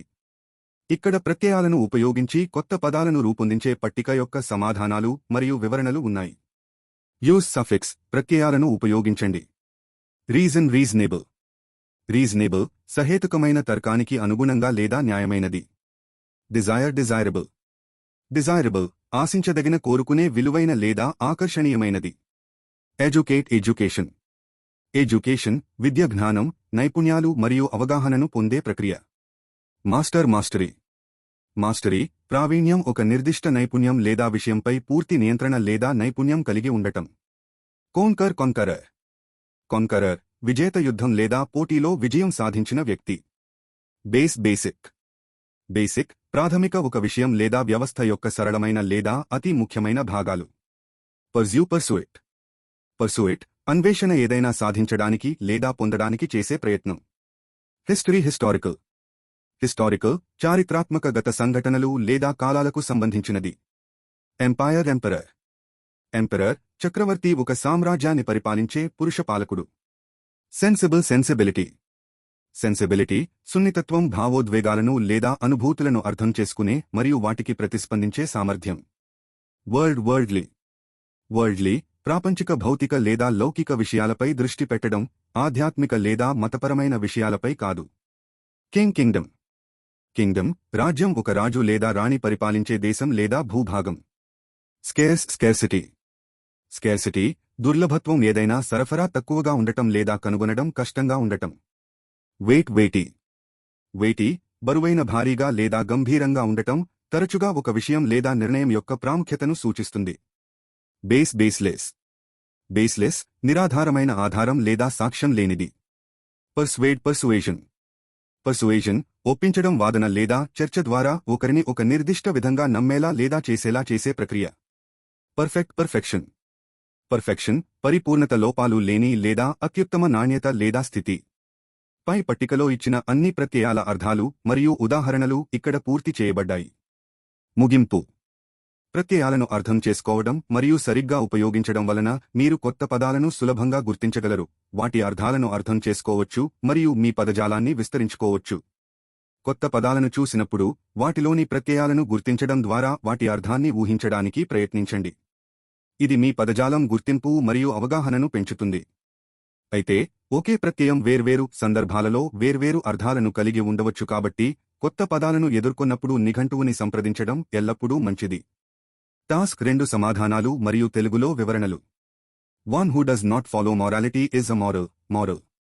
Amoral, అనైతిక, నైతిక విలువలు లేదా సూత్రాలకు కట్టుబడి ఉండని వ్యక్తి. ఇక్కడ ఈ అనే పూర్వపదం లేని లేదా కాదు అనే అర్థాన్ని ఇస్తుంది. Please remind me to post the letter. Remind, గుర్తుచేయు, ఎవరికైనా ఏదైనా గుర్తు చేయడం లేదా జ్ఞప్తికి తీసుకురావడం. ఇక్కడ అనే పూర్వపదం మళ్ళీ అనే అర్థాన్ని ఇస్తుంది. The second pilot in the airplane is called the co-pilot. Co-pilot, సహాయ పైలట్, విమానంలో ప్రధాన పైలట్కు సహాయం చేసే వ్యక్తి. ఇక్కడ కో అనే పూర్వపదం కలిసి లేదా తో అనే అర్థాన్ని ఇస్తుంది. Where ignorance, ignore, is a bliss, it is a folly to be wise. Ignorance, అజ్ఞానం, ఏదైనా తెలియకపోవడం లేదా అవగాహన లేకపోవడం. ఇక్కడ ans అనే ప్రత్యయం ఒక నామవాచకాన్ని సృష్టిస్తుంది, ఇక్కడ అజ్ఞానం యొక్క స్థితిని సూచిస్తుంది. A check with a prior date is antedated. Antedated, ముందు తేదీ వేయబడిన, వాస్తవ తేదీ కంటే ముందు తేదీ వేయబడినది. ఇక్కడ యాంటీ అనే పూర్వపదం ముందు అనే అర్థాన్ని ఇస్తుంది. A class between 10th and degree is called intermediate. Intermediate రెండు విషయాల మధ్య లేదా మధ్యస్థ స్థాయిలో ఉండేది.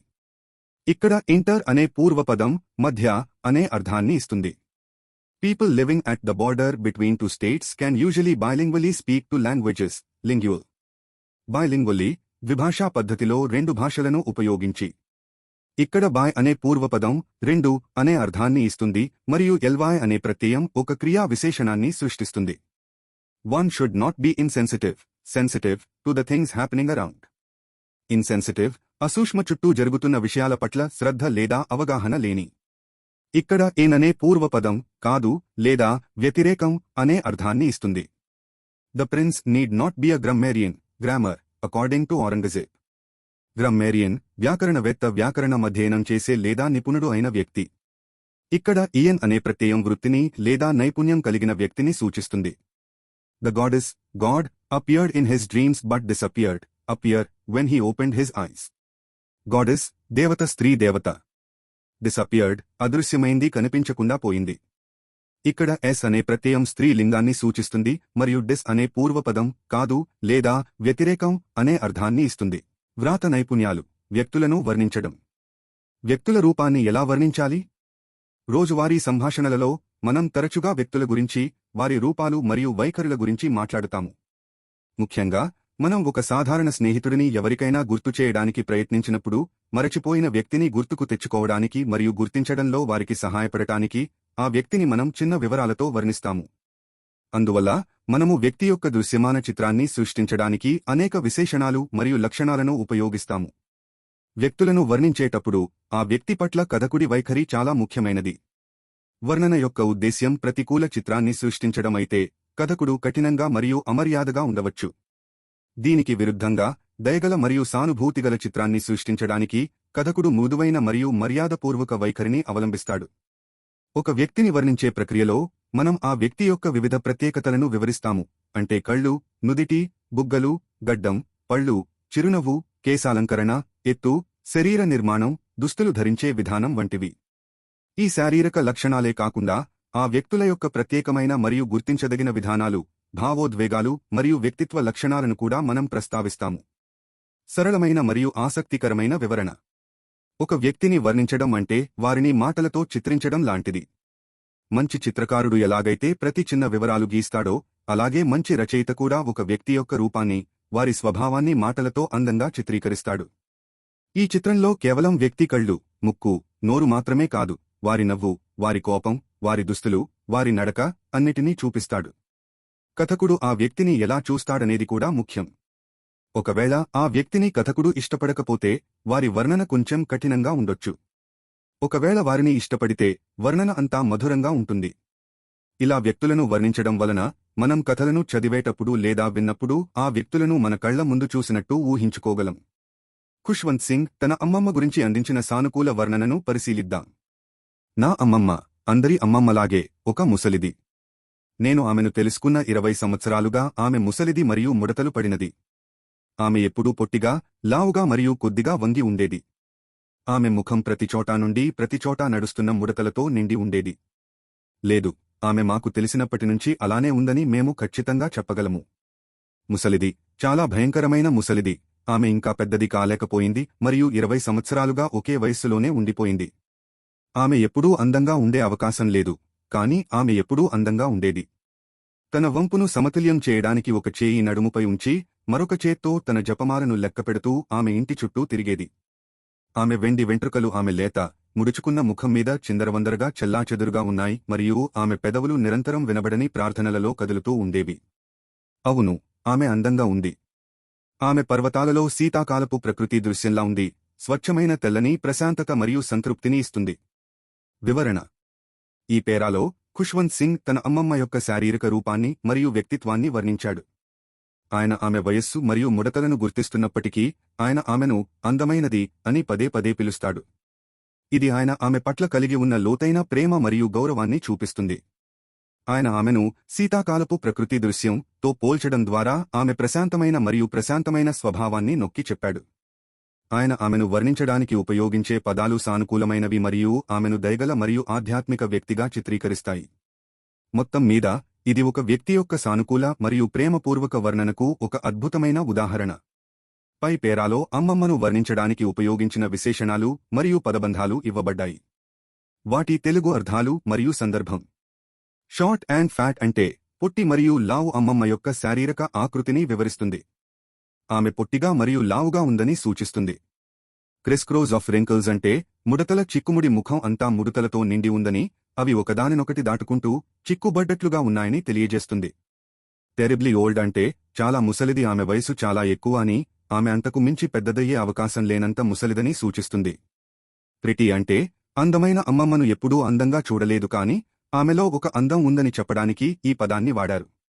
బ్యూటిఫుల్ అంటే అందమైన ఆమె రూపం అందంగా ఉన్నా లేకపోయినా ఆమెలో ఒక అంతర్గత సౌందర్యం ఉందని, ఆమె వ్యక్తిత్వం, ప్రశాంతత, ఆధ్యాత్మికత ఆమెను అందంగా చూపిస్తాయని తెలియజేస్తుంది.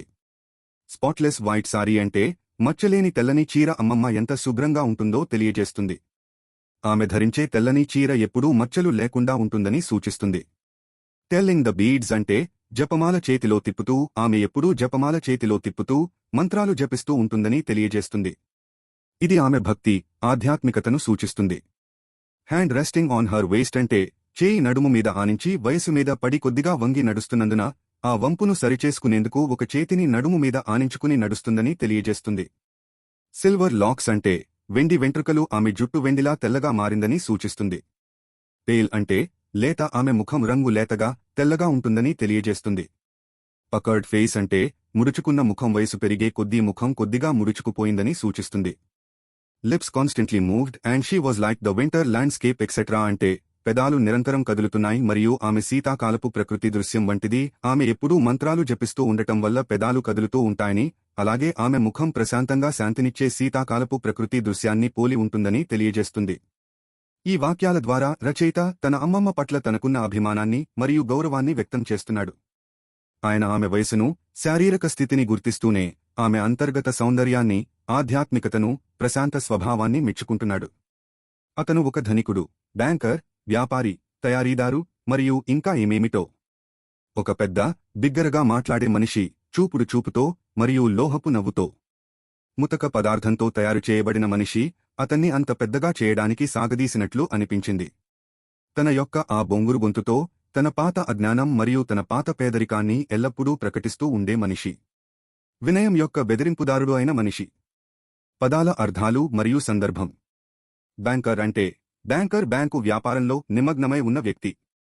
డబ్బును జమ చేసుకోవడం, రుణాలు ఇవ్వడం వంటివి చేస్తాడు. ఇక్కడ బౌండర్బై ధనవంతుడని మరియు అతని సంపదలో ఒక భాగం బ్యాంకింగ్ నుండి వచ్చిందని సూచిస్తుంది. మర్చెంట్ అంటే వ్యాపారి వస్తువులను కొని అమ్మే వ్యాపారవేత్త. ఇక్కడ బౌండర్బై వ్యాపారం ద్వారా కూడా డబ్బు సంపాదిస్తాడని సూచిస్తుంది. మ్యానుఫ్యాక్చరర్ అంటే తయారీదారు వస్తువులను తయారుచేసే వ్యక్తి లేదా సంస్థ. ఇక్కడ బౌండర్బైకి తయారీ పరిశ్రమలో కూడా పెట్టుబడులు ఉన్నాయని సూచిస్తుంది. బిగ్ అంటే పెద్ద పరిమాణంలో లేదా ప్రాముఖ్యతలో గొప్పది. ఇక్కడ ఇది బౌండర్బై యొక్క శారీరక పరిమాణం మరియు అతని అతిశయోక్తి వ్యక్తిత్వాన్ని సూచిస్తుంది. లౌడ్ అంటే బిగ్గరగా అధిక శబ్దం చేసే లేదా చెవులకు కష్టంగా ఉండేది. ఇక్కడ బౌండర్బై బిగ్గరగా మరియు కర్ణకఠోరంగా మాట్లాడే వ్యక్తి అని సూచిస్తుంది. మెటాలిక్ అంటే లోహం లాంటి లేదా లోహం యొక్క లక్షణాలను కలిగి ఉండేది. ఇక్కడ బౌండర్బై నవ్వు కఠినమైనది, అసహ్యకరమైనది మరియు వెచ్చదనం లేనిదని సూచించడానికి ఇది ఉపయోగించబడింది. కోర్స్ అంటే ముతక మృదువైన లేదా మెత్తటిది కాదు, కఠినమైన లేదా మొరటుగా ఉండేది. ఇక్కడ ఇది బౌండర్బై యొక్క మొరటు స్వభావాన్ని మరియు అతని సున్నితత్వం లేని వైఖరిని సూచిస్తుంది. ప్రొక్లేమింగ్ అంటే ప్రకటిస్తూ బహిరంగంగా లేదా అధికారికంగా ప్రకటించడం లేదా ప్రకటన చేయడం. ఇక్కడ బౌండర్బై తన గత పేదరికం మరియు అజ్ఞానం గురించి నిరంతరం గొప్పలు చెప్పుకుంటాడని సూచిస్తుంది. బ్రాసీ స్పీకింగ్ ట్రంపెట్ అంటే బొంగురు గొంతు. ఇది ఒక రూపకం. బౌండర్బై బిగ్గరగా మరియు అసహ్యకరమైన స్వరాన్ని సూచిస్తుంది. ఇది అతని గొంతును బిగ్గరగా మరియు కర్ణకఠోరమైన శబ్దాలు చేసే ఒక ట్రంపెట్తో పోల్చడం ద్వారా అతని ప్రగల్భాలు మరియు అహంకారాన్ని నొక్కి చెబుతుంది. బుల్లీ ఆఫ్ హ్యూమిలిటీ అంటే వినయం యొక్క బెదిరింపుదారుడు. ఇది ఒక వ్యతిరేక పదబంధం. ఇది బౌండర్బై యొక్క వైరుధ్య స్వభావాన్ని హైలైట్ చేస్తుంది. అతను తన గత పేదరికం గురించి గొప్పలు చెప్పుకుంటాడు, కానీ అదే సమయంలో అతను నిజంగా వినయంగా మరియు వినయంగా ఉండే వ్యక్తులను చిన్నచూపు చూస్తాడు మరియు బెదిరిస్తాడు. ఇగ్నోరెన్స్ అంటే అజ్ఞానం, ఏదైనా తెలియకపోవడం లేదా అవగాహన లేకపోవడం. ఇక్కడ బౌండర్బై తన గత అజ్ఞానం గురించి గొప్పలు చెప్పుకుంటాడని సూచిస్తుంది. ఇది అతని అహంకార స్వభావాన్ని మరింత హైలైట్ చేస్తుంది. ఈ వివరణ డికెన్స్ ఉపయోగించిన భాష మరియు అలంకారిక పరికరాల యొక్క లోతైన అవగాహనను మీకు అందిస్తుందని మరియు మిస్టర్ బౌండర్బై యొక్క స్పష్టమైన మరియు గుర్తుండిపోయే చిత్రాన్ని మీ మనస్సులో సృష్టిస్తుందని నేను ఆశిస్తున్నాను. ఒక వ్యక్తి గురించి వర్ణించేటప్పుడు వారి పాత్ర గురించి కూడా చెప్పడం చాలా ముఖ్యమవుతుంది. పాజిటివ్ అంటే సానుకూల లక్షణాలు. నైస్ అంటే మంచి, ఆమె చాలా మంచి మనసున్న వ్యక్తి. కైండ్ అంటే దయగల, అతను ఎప్పుడూ ఇతరులకు సహాయం చేయడానికి సిద్ధంగా ఉండే దయగల వ్యక్తి. ఫ్రెండ్లీ అంటే స్నేహపూర్వక, ఆమె చాలా స్నేహపూర్వకంగా ఉంటుంది మరియు అందరితో సులభంగా కలిసిపోతుంది. జనరస్ అంటే దాతృత్వం గల, తన దగ్గర ఉన్నదానిని ఇతరులతో పంచుకోవడానికి వెనుకాడని గుణం కలవాడు. స్మార్ట్ అంటే తెలివైన, సమస్యలను త్వరగా పరిష్కరించగల సామర్థ్యం కలవాడు. షై అంటే సిగ్గుగల, కొత్త వ్యక్తులతో లేదా పరిస్థితులలో అసౌకర్యంగా లేదా భయంగా ఉండటం. కామ్ అంటే ప్రశాంత, ఒత్తిడితో కూడిన పరిస్థితుల్లో కూడా ప్రశాంతంగా ఉండగల సామర్థ్యం కలవాడు. సెన్సిబుల్ అంటే సహేతుకమైన, ఆచరణాత్మకంగా ఆలోచించగల మరియు మంచి నిర్ణయాలు తీసుకోగల సామర్థ్యం కలవాడు. పొలైట్ అంటే మర్యాదపూర్వక, ఇతరుల పట్ల గౌరవం మరియు మర్యాద చూపించేవాడు. వెల్ మేనర్డ్ అంటే మంచి ప్రవర్తన గల, సాంఘికంగా ఆమోదయోగ్యమైన ప్రవర్తన కలవాడు. ఇంటెలిజెంట్ అంటే తెలివైన, కొత్త విషయాలను సులభంగా నేర్చుకోగల మరియు అర్థం చేసుకోగల సామర్థ్యం కలవాడు. అంబిషియస్ అభిలాషాపూర్వక, ఉన్నత లక్ష్యాలను సాధించాలనే బలమైన కోరిక కలవాడు. రిసోర్స్ఫుల్ అంటే సమర్థవంతమైన, సవాళ్లను అధిగమించడానికి సృజనాత్మక పరిష్కారాలను కనుగొనగల సామర్థ్యం కలవాడు. కాంటెంటెడ్ అంటే సంతృప్తి చెందిన, తన జీవితంతో మరియు తన వద్ద ఉన్న వాటితో సంతోషంగా ఉన్న వ్యక్తి. మోడెస్ట్ అంటే వినయం గల, తన సొంత సామర్థ్యాలు మరియు విజయాల గురించి గొప్పలు చెప్పుకోని వ్యక్తి. నెగటివ్ అంటే ప్రతికూల లక్షణాలు. రూడ్ అంటే అసభ్య, ఇతరుల పట్ల గౌరవం లేదా మర్యాద చూపించని వ్యక్తి. ఇంపొలైట్ అంటే మర్యాద లేని లేదా సామాజికంగా ఆమోదయోగ్యం కాని ప్రవర్తన కలవాడు. విషస్ అంటే దుర్మార్గ, క్రూరమైన లేదా హానికరమైన ఉద్దేశ్యాలు లేదా చర్యలు కలవాడు. మీన్ అంటే క్రూర, ఇతరుల పట్ల దయ లేదా జాలి లేని వ్యక్తి. అన్ప్లెజెంట్ అంటే అసహ్యకరమైన, ఇతరులకు అసౌకర్యం లేదా అసంతృప్తి కలిగించే వ్యక్తి. నాస్టీ అంటే అసహ్యకరమైన లేదా హానికరమైన వ్యక్తి లేదా ప్రవర్తన. వల్గర్ అంటే అసభ్య, మంచి అభిరుచి లేదా మర్యాద లేని, తరచుగా లైంగిక లేదా శరీర విధులకు సంబంధించిన భాష లేదా ప్రవర్తన. ఆబ్సీన్ అంటే అశ్లీల, లైంగిక విషయాలను అసభ్యకరమైన లేదా అభ్యంతరకరమైన రీతిలో ప్రదర్శించే లేదా వ్యక్తీకరించే. వైజ్ అంటే జ్ఞాని, చాలా జ్ఞానం మరియు మంచి తీర్పు కలిగిన వ్యక్తి. డంబ్ అంటే మూగ, మాట్లాడలేని వ్యక్తి. అక్షరాల అర్థం తెలివి తక్కువ లేదా మూర్ఖుడు. అలంకారిక అర్థం. స్లో అంటే నెమ్మదిగా కదిలే లేదా నెమ్మదిగా నేర్చుకునే. నాట్ టూ బ్రైట్ అంటే అంత తెలివైనది కాదు, తెలివి తక్కువ లేదా మందమతి అని సూచిస్తుంది. హాట్ హెడెడ్ అంటే తొందరపాటు, కోపం లేదా ఉద్రేకానికి గురి అయ్యే వ్యక్తి. ఇంట్రోవర్ట్ అంటే అంతర్ముఖుడు, తనలో తాను ఉండటానికి ఇష్టపడే మరియు సామాజిక పరిస్థితులను తప్పించుకునే వ్యక్తి. ఎక్స్ట్రోవర్ట్ అంటే బహిర్ముఖుడు, ఇతరులతో ఉండటానికి ఇష్టపడే మరియు సామాజిక పరిస్థితులను ఆస్వాదించే వ్యక్తి. ఈజీ గోయింగ్ అంటే సరళ స్వభావి, ప్రశాంతంగా మరియు సులభంగా వ్యవహరించే వ్యక్తి, సులభంగా కోపం తెచ్చుకోని లేదా ఒత్తిడికి గురికాని వ్యక్తి. బోరింగ్ అంటే బోరింగ్, ఆసక్తి లేని లేదా ఉత్సాహం కలిగించని. అరోగెంట్ అంటే అహంకారి, తన గురించి చాలా ఎక్కువగా అభిప్రాయపడే మరియు ఇతరులను తక్కువగా చూసే వ్యక్తి. కన్సీటెడ్ అంటే అహంభావి, తన గురించి చాలా ఎక్కువగా అభిప్రాయపడే మరియు ఇతరుల అభిప్రాయాలను పట్టించుకోని వ్యక్తి.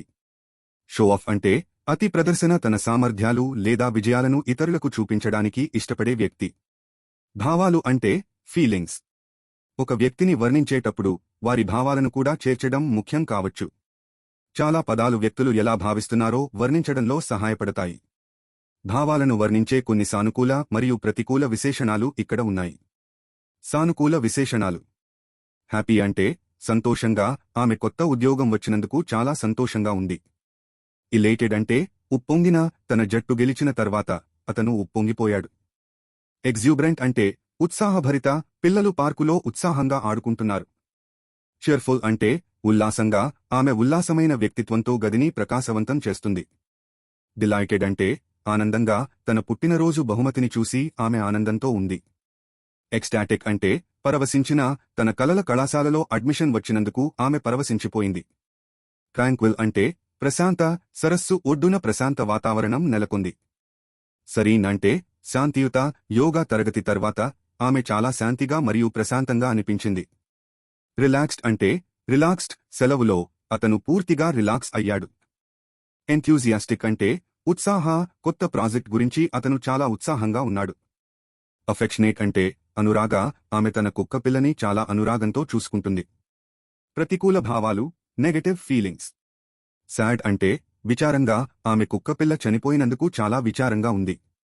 మెలిన్కాలిక్ అంటే విషాదభరిత, అతను ఎప్పుడూ విషాదభరితంగా ఉంటాడు, గతం గురించే ఆలోచిస్తూ ఉంటాడు.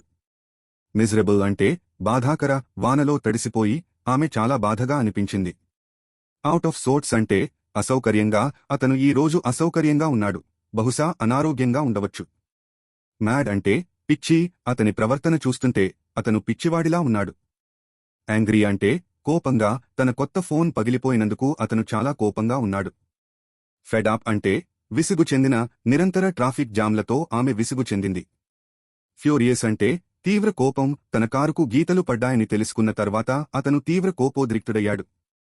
లివిడ్ అంటే తీవ్ర కోపంతో, ఆమె అబద్ధం చెప్పినందుకు అతను తీవ్ర కోపంతో ఉన్నాడు. స్ట్రెస్డ్ అండ్ యాంగ్షియస్ అంటే ఒత్తిడి మరియు ఆందోళన, రాబోయే పరీక్షల గురించి ఆమె ఒత్తిడికి మరియు ఆందోళనకు గురైంది. నర్వస్ అంటే నర్వస్, తన మొదటి ప్రెజెంటేషన్ ముందు అతను చాలా నర్వస్గా ఉన్నాడు. టయర్డ్ అంటే అలసట, రోజంతా పనిచేసిన తర్వాత ఆమె చాలా అలసిపోయింది. బోర్డ్ అంటే విసుగు చెందింది, ఆ సినిమా చాలా బోరింగ్గా ఉంది, నేను దాదాపు నిద్రపోయాను. అగ్రెసివ్ అంటే దూకుడు, అతని దూకుడు ప్రవర్తన అందరినీ భయపెట్టింది. సాధారణీకరణలు మరియు క్లీచ్లను, జనరాలిటీస్ అండ్ క్లీచేస్ నివారించాలి. ఒక వ్యక్తిని వర్ణించేటప్పుడు మనం సాధారణీకరణలు మరియు క్లీచ్లను నివారించాలి, ఎందుకంటే అవి ఆ వ్యక్తిని ఖచ్చితంగా పేర్కొనవు. అందమైనది లేదా సన్నగా, పొడవుగా లేదా లావుగా అని చెప్పడం సరిపోదు. పొడవాటి, గోధుమ రంగు జుట్టు, చక్కటి వెంట్రుకలతో కూడిన స్ఫటిక నీలి కళ్ళు వంటి వివరాలను మనం జోడించాలి. ఇంకా పాత్ర ధరించే దుస్తుల రకం, పాత్రకు చిన్న మచ్చలు లేదా పెద్ద మచ్చలు ఉన్నాయా, ఆమె పళ్ళు సూటిగా ఉన్నాయా లేదా వంకరగా ఉన్నాయా లేదా ఆమెకు ఎలాంటి మచ్చలు ఉన్నాయో మనం వివరించవచ్చు. అలంకారిక భాష, ఫిగ్యురేటివ్ లాంగ్వేజ్. విశేషణాలతో పాటు అలంకారిక భాష అనేది పదాలు లేదా వ్యక్తీకరణలను వాటి అక్షరార్థ వివరణకు భిన్నమైన అర్థంతో ఉపయోగించడంలో సహాయపడుతుంది. ఇది పాఠకుడి ఊహను మరింత స్పష్టంగా మరియు ఘనీభవిస్తుంది. ఉదాహరణకు, ఒక వ్యక్తి ముఖంలో ఉన్న విచారం లేదా నిరాశను అలంకారిక భాష, ఉపమానం లేదా ఛందోబద్ధమైన పోలిక వంటివి ఉపయోగించకుండా వివరించడం చాలా కష్టం. ఉదా ఒక వ్యక్తిని వేసవి కాలంలా కనిపించే చిరునవ్వు కలిగినవాడు లేదా తుఫాను మేఘాల వంటి నుదుటితో అని వర్ణించవచ్చు. సరళమైన మరియు ఆసక్తికరమైన వివరణ. అలంకారిక భాష అంటే మనం మాటలకు ఒక కొత్త రంగు వేయడం లాంటిది. మామూలుగా చెబితే బోర్ కొట్టే విషయాలను కూడా అలంకారిక భాషతో చెబితే చాలా ఆసక్తికరంగా, అర్థవంతంగా అనిపిస్తాయి. ఇది పాఠకుడి ఊహకు రెక్కలు తొడిగి వారు కథలో లీనమైపోయేలా చేస్తుంది. ఉదాహరణకు, ఒక వ్యక్తి చాలా విచారంగా ఉన్నాడని చెప్పడానికి బదులు అతని కళ్ళు వర్షాకాలపు ఆకాశంలా చీకటిగా ఉన్నాయి అని చెబితే ఆ వ్యక్తి విచారం ఎంత లోతుగా ఉందో మనం మరింత బాగా అర్థం చేసుకోగలం. అలాగే ఒకరి చిరునవ్వు ఎంత అందంగా ఉందో చెప్పడానికి ఆమె చిరునవ్వు వేసవి కాలంలా వెచ్చగా మరియు ప్రకాశవంతంగా ఉంది అని చెప్పవచ్చు. ఇలాంటి ఉపమానాలు, సిమిలేస్ మరియు రూపకాలు, మెటఫోర్స్ మనం చదివే లేదా వింటే విషయాన్ని మరింత స్పష్టంగా మన కళ్ల ముందు ఉంచినట్లు అనిపిస్తుంది. విధి విధానాలు, మేనరిజమ్స్. ఒక వ్యక్తిని వర్ణించేటప్పుడు వారి విధి విధానాలు ఒక ముఖ్యమైన పాత్ర పోషిస్తాయి. విధి విధానాలు అంటే ఒక వ్యక్తి తన ముఖం, చేతులు లేదా స్వరంతో పదేపదే చేసే పనులు, కాని వాటి గురించి వారికి తెలియకపోవచ్చు. కొన్ని సాధారణ విధి విధానాలు: వేళ్లను తట్టడం, ట్యాపింగ్ ద ఫింగర్స్. వేళ్లను విరిచే శబ్దం చేయడం, క్రాకింగ్ నకల్స్. గోళ్లు కొరకడం, బైటింగ్ ఫింగర్ నెయిల్స్. పెన్సిల్ చివరలను నమలడం, chewing the tips of the pencil. గడ్డాన్ని నిమురటం, స్ట్రోకింగ్ ద బియర్డ్. చేతిని తలపై రాసుకోవడం, running the hand over the head. వేలి చుట్టూ జుట్టును చుట్టడం, twirling the hair around the finger. కళ్ళు తిప్పుట, రోలింగ్ ది ఐస్. తల వంచుట, టిల్టింగ్ ద హెడ్. నాలుకను బయటకు చాచుట, స్టికింగ్ అవుట్ ద టంగ్. మెడ వెనుక భాగాన్ని రుద్దుట, rubbing the back of the neck. తరచుగా నిట్టూర్పు విడిచుట, సాయింగ్ అ లాట్. చేతులను గట్టిగా పట్టుకోవడం, క్లెంచింగ్ ద హ్యాండ్స్. సరళమైన మరియు ఆసక్తికరమైన వివరణ. మనం ఒక వ్యక్తి గురించి చెప్పాలంటే వాళ్లు ఎలా కనిపిస్తారు, ఎలా మాట్లాడతారు అనేది చెప్పినంత మాత్రాన సరిపోదు. వారి విధి విధానాలను కూడా చెబితేనే ఆ వ్యక్తి పూర్తిగా మన కళ్ల ముందు కనిపిస్తారు. విధి విధానాలు అంటే మనం తెలియకుండానే చేసే చిన్న చిన్న పనులు. ఉదాహరణకు, కొంతమంది ఆలోచిస్తున్నప్పుడు వేళ్లతో టేబుల్ని తడుతూ ఉంటారు. ఇంకొంతమంది నవ్వు వచ్చినప్పుడు తల వెనక్కి వంచుతారు. ఇలాంటి చిన్న చిన్న విషయాలు కూడా ఆ వ్యక్తి ఎలాంటి వారో చెప్పేస్తాయి. మనం ఒక కథలో ఒక పాత్ర గురించి చదువుతున్నప్పుడు ఆ పాత్ర యొక్క విధి విధానాలు మనకు ఆ పాత్రను బాగా ఊహించుకోవడానికి సహాయపడతాయి. అందుకే రచయితలు పాత్రలను పరిచయం చేసేటప్పుడు వాళ్ల విధి విధానాలను కూడా వివరిస్తారు. చలనాలు, మూవ్మెంట్స్. శారీరక చలనాల యొక్క ఏదైనా వర్ణన కూడా వివరణను స్పష్టంగా మరియు సజీవంగా చేయగలదు. ఉదాహరణకు, ఒక వ్యక్తి వంగి నడవవచ్చు లేదా గర్వంగా నడవవచ్చు. అతను తన ఆహారాన్ని మెల్లగా తినవచ్చు లేదా దూకుడుగా తినవచ్చు, ప్రత్యక్షంగా కళ్లతో సంబంధం కలిగి ఉండవచ్చు లేదా గది చుట్టూ నాడీగా తన కళ్లను తిప్పవచ్చు. వ్యక్తి యొక్క వివిధ అంశాలను వివరించేటప్పుడు ఈ క్రింది విశేషణాలు ఉపయోగపడతాయి. సరళమైన మరియు ఆసక్తికరమైన వివరణ. ఒక వ్యక్తిని వర్ణించడంలో వారి శారీరక చలనాలు కూడా చాలా ముఖ్యమైన పాత్ర పోషిస్తాయి. వారు ఎలా నడుస్తారు, ఎలా మాట్లాడతారు, ఎలా తింటారు, వారి కళ్ళు ఎలా కదులుతాయి. ఇవన్నీ వారి వ్యక్తిత్వం గురించి చాలా చెబుతాయి. ఉదాహరణకు, ఒక వ్యక్తి వంగి నడిస్తే అతను బహుశా సిగ్గుపడే లేదా ఆత్మవిశ్వాసం లేని వ్యక్తి అయి ఉండవచ్చు. అదేవిధంగా ఒక వ్యక్తి గర్వంగా నడిస్తే అతను బహుశా ఆత్మవిశ్వాసంతో మరియు అహంకారంతో ఉండవచ్చు. ఒక వ్యక్తి యొక్క చలనాలను వివరించడం వలన ఆ వ్యక్తి యొక్క మొత్తం చిత్రాన్ని మన మనసులో మరింత స్పష్టంగా మరియు సజీవంగా చిత్రించవచ్చు. ముఖం. స్క్వేర్ అంటే చతురస్రం గడ్డం మరియు దవడ ఎముకలు ప్రముఖంగా ఉన్న చతురస్రాకార ముఖం. ఓవల్ అంటే అండాకారం నుదుటి కంటే కొంచెం వెడల్పుగా ఉండే గడ్డంతో పొడవుగా మరియు సున్నితంగా వంగిన ముఖం. రౌండ్ అంటే గుండ్రంగా వెడల్పు మరియు పొడవు దాదాపు సమానంగా ఉండి సున్నితమైన వంపులు కలిగిన ముఖం. ట్రయాంగ్యులర్ అంటే త్రిభుజాకార నుదురు వెడల్పుగా మరియు గడ్డం వైపు వెళ్లే కొద్దీ ఇరుకుగా ఉండే ముఖం. హార్ట్ షేప్డ్ అంటే గుండె ఆకారంలో నుదురు వెడల్పుగా మరియు గడ్డం వైపు వెళ్లే కొద్దీ ఇరుకుగా ఉండి గుండె ఆకారాన్ని పోలి ఉండే ముఖం. థిన్ అంటే సన్నగా ఇరుకైన మరియు ఎముకలు కనిపించే ముఖం. వైడ్ అంటే వెడల్పు చెంప ఎముకలు ప్రముఖంగా కనిపించే విశాలమైన ముఖం. రింకిల్డ్ అంటే ముడతలు పడిన వయస్సు లేదా ఇతర కారణాల వల్ల చర్మంపై చిన్న మడతలు లేదా గీతలు కలిగిన ముఖం. ఫ్రెకల్డ్ అంటే మచ్చలు ఉన్న చిన్న, లేత గోధుమ రంగు మచ్చలు ముఖంపై ఉన్నాయి. రడ్డీ అంటే ఎర్రగా ఆరోగ్యకరమైన ఎరుపు రంగుతో ఉండే ముఖం. సాల్లో అంటే పాలిపోయిన అనారోగ్యకరమైన లేదా పసుపు రంగుతో ఉండే ముఖం. ట్యాండ్ అంటే సూర్యరశ్మి తగిలిన సూర్యరశ్మికి గురికావడం వల్ల చర్మం ముదురు రంగులోకి మారిన ముఖం. రోసీ ఆర్ ఫ్రెష్ ఫేస్డ్ అంటే ఎర్రగా లేదా తాజా ముఖం ఆరోగ్యకరమైన మరియు యవ్వనంగా కనిపించే ముఖం. పింక్ చీక్ అంటే గులాబీ బుగ్గలు లేత గులాబీ రంగులో ఉన్న ముఖం. ఫెయిర్ అంటే తెల్లని లేత లేదా తెల్లని చర్మం ఉన్న ముఖం. ఈ విశేషణాలు ఒక వ్యక్తి యొక్క ముఖం యొక్క వివిధ లక్షణాలను వర్ణించడానికి ఉపయోగించబడతాయి. వాటి ఆకారం, రంగు మరియు ఇతర లక్షణాలను కూడా వివరిస్తాయి. చర్మానికి సంబంధించిన పదాలు. సానుకూల లక్షణాలు. పేల్ అంటే లేత చాలా తక్కువ రంగు కలిగిన లేదా తెల్లగా ఉండే చర్మం. ఫెయిర్ అంటే తెల్లని లేత లేదా తెల్లని చర్మం, సాధారణంగా సూర్యరశ్మి తక్కువగా తగిలిన చర్మం. స్పాట్లెస్ అంటే మచ్చలేని ఏ మచ్చలు లేకుండా శుభ్రంగా మరియు స్పష్టంగా ఉన్న చర్మం. సిల్కీ అంటే పట్టు వంటి పట్టువలే మృదువైన మరియు నునుపైన చర్మం. స్మూద్ అంటే నునుపైన ఏ గరుకుదనం లేకుండా సమంగా ఉండే చర్మం. క్రీమీ అంటే క్రీమీ మృదువైన లేత పసుపు రంగు ఛాయ కలిగిన చర్మం. డ్యూయి అంటే మంచు బిందువుల వంటి తాజాగా మరియు తేమగా కనిపించే చర్మం, ఉదయం మంచు బిందువుల్లా మెరుస్తున్నట్లు.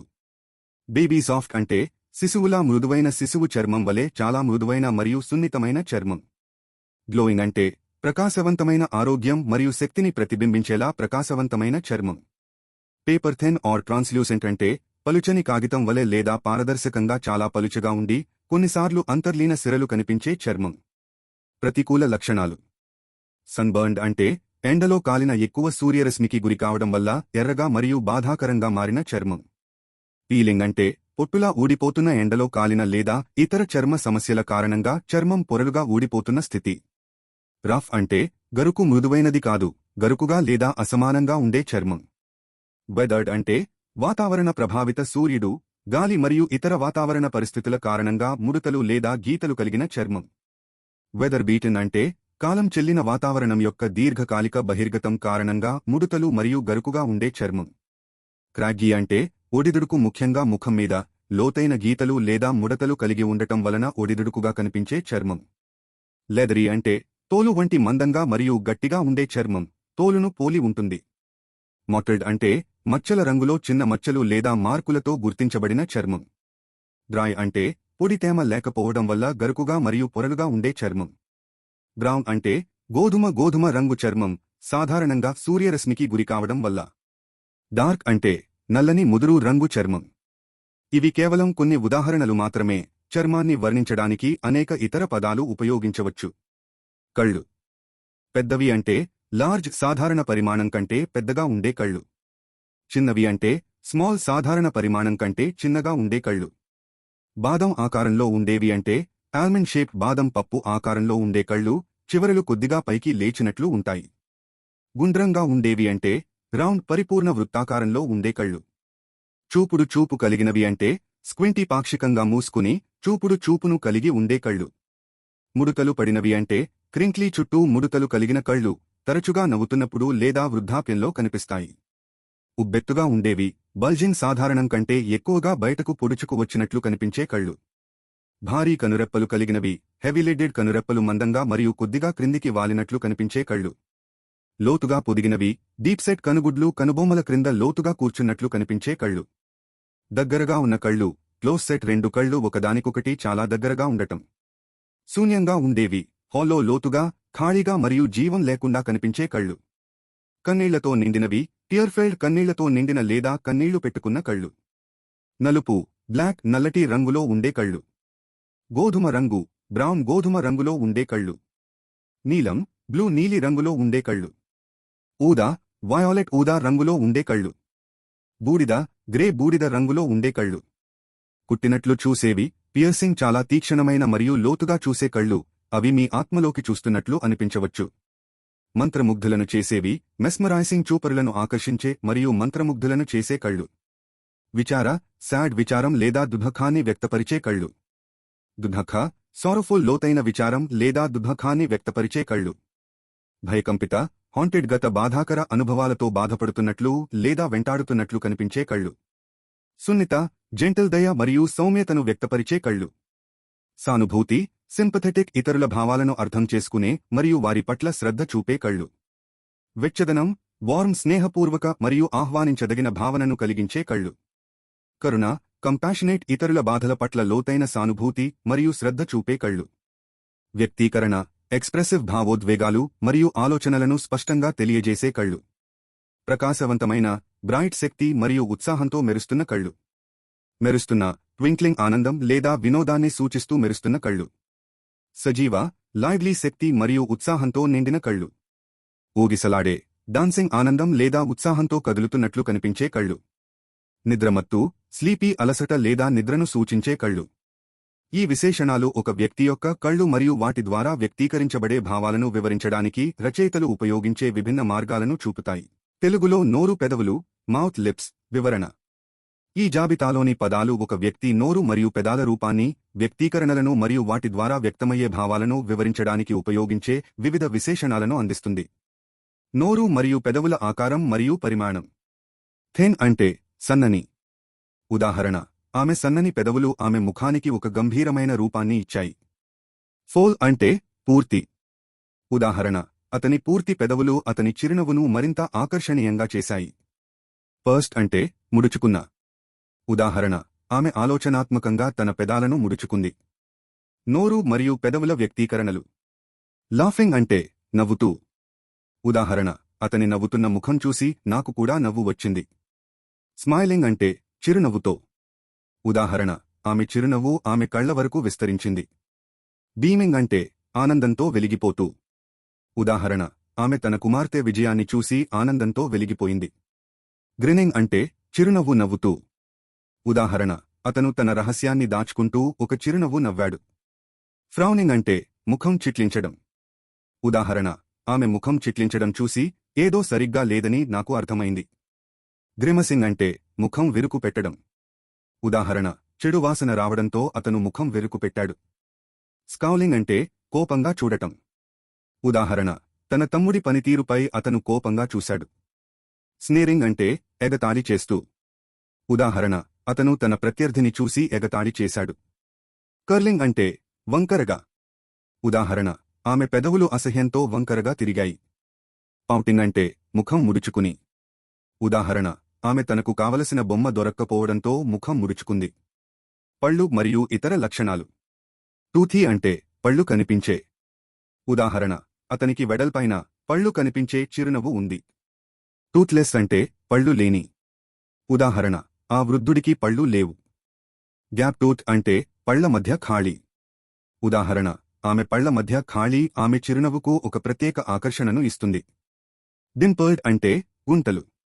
ఉదాహరణ: ఆమె బుగ్గలపై గుంటలు ఆమెను మరింత అందంగా చూపించాయి. నోరు పెదవుల ద్వారా వ్యక్తమయ్యే భావాలు వైఖరులు. కైండ్ అంటే దయగల.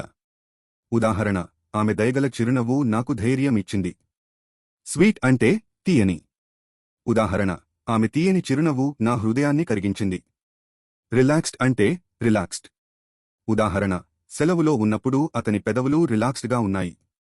ఫర్మ్ అంటే దృఢమైన. ఉదాహరణ: ఆమె దృఢమైన పెదవులు ఆమె సంకల్పాన్ని చాటుతున్నాయి. సీరియస్ అంటే గంభీర. ఉదాహరణ: అతని గంభీరమైన ముఖం చూసి విషయం సీరియస్ అని నాకు అర్థమైంది. క్రూయల్ అంటే క్రూర. ఉదాహరణ: అతని క్రూరమైన చిరునవ్వు నన్ను భయపెట్టింది. స్నార్లింగ్ అంటే కోరలు చూపించి. ఉదాహరణ: కుక్క కోపంగా కోరలు చూపిస్తూ ఉంది. జుట్టు హెయిర్ ను వివరించడానికి అవసరమైన పదాలు.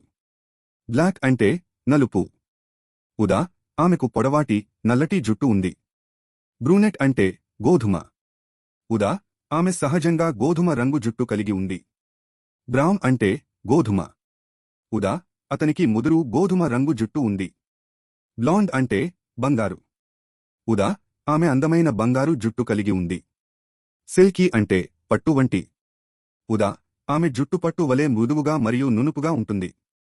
రెడ్ అంటే ఎరుపు. ఉదా: అతనికి ప్రకాశవంతమైన ఎర్రటి జుట్టు ఉంది. గ్రే అంటే నెరిసిన. ఉదా: వయసు పెరిగే కొద్దీ అతని జుట్టు నెరిసిపోయింది. వైట్ అంటే తెలుపు. ఉదా: ఆమె అమ్మమ్మకు పొడవాటి తెల్లని జుట్టు ఉంది. సాల్ట్ అండ్ పెప్పర్ అంటే మిరియాలు మరియు ఉప్పు వంటి. ఉదా: అతనికి నలుపు మరియు తెలుపు వెంట్రుకలు కలిసిన జుట్టు ఉంది, అది మిరియాలు మరియు ఉప్పు మిశ్రమం వలె కనిపిస్తుంది. వేవీ అంటే అలలు.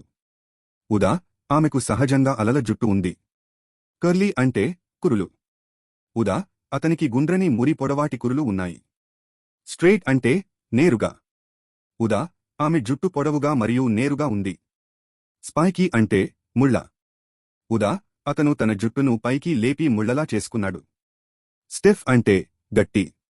ఉదా అతని జుట్టు గట్టిగా మరియు నిటారుగా ఉంటుంది. పార్టెడ్ అంటే పట్టిన. ఉదా ఆమె తన జుట్టును ఒక వైపుకు పట్టింది. నీట్లీ కోంబ్డ్ అంటే చక్కగా దువ్విన. ఉదా అతని జుట్టు చక్కగా దువ్వి ఉంది. లాంగ్ అంటే పొడవు. ఉదా ఆమెకు నడుము వరకు పొడవాటి జుట్టు ఉంది. షార్ట్ అంటే పొట్టి. ఉదా అతను తన జుట్టును పొట్టిగా కత్తిరించుకున్నాడు.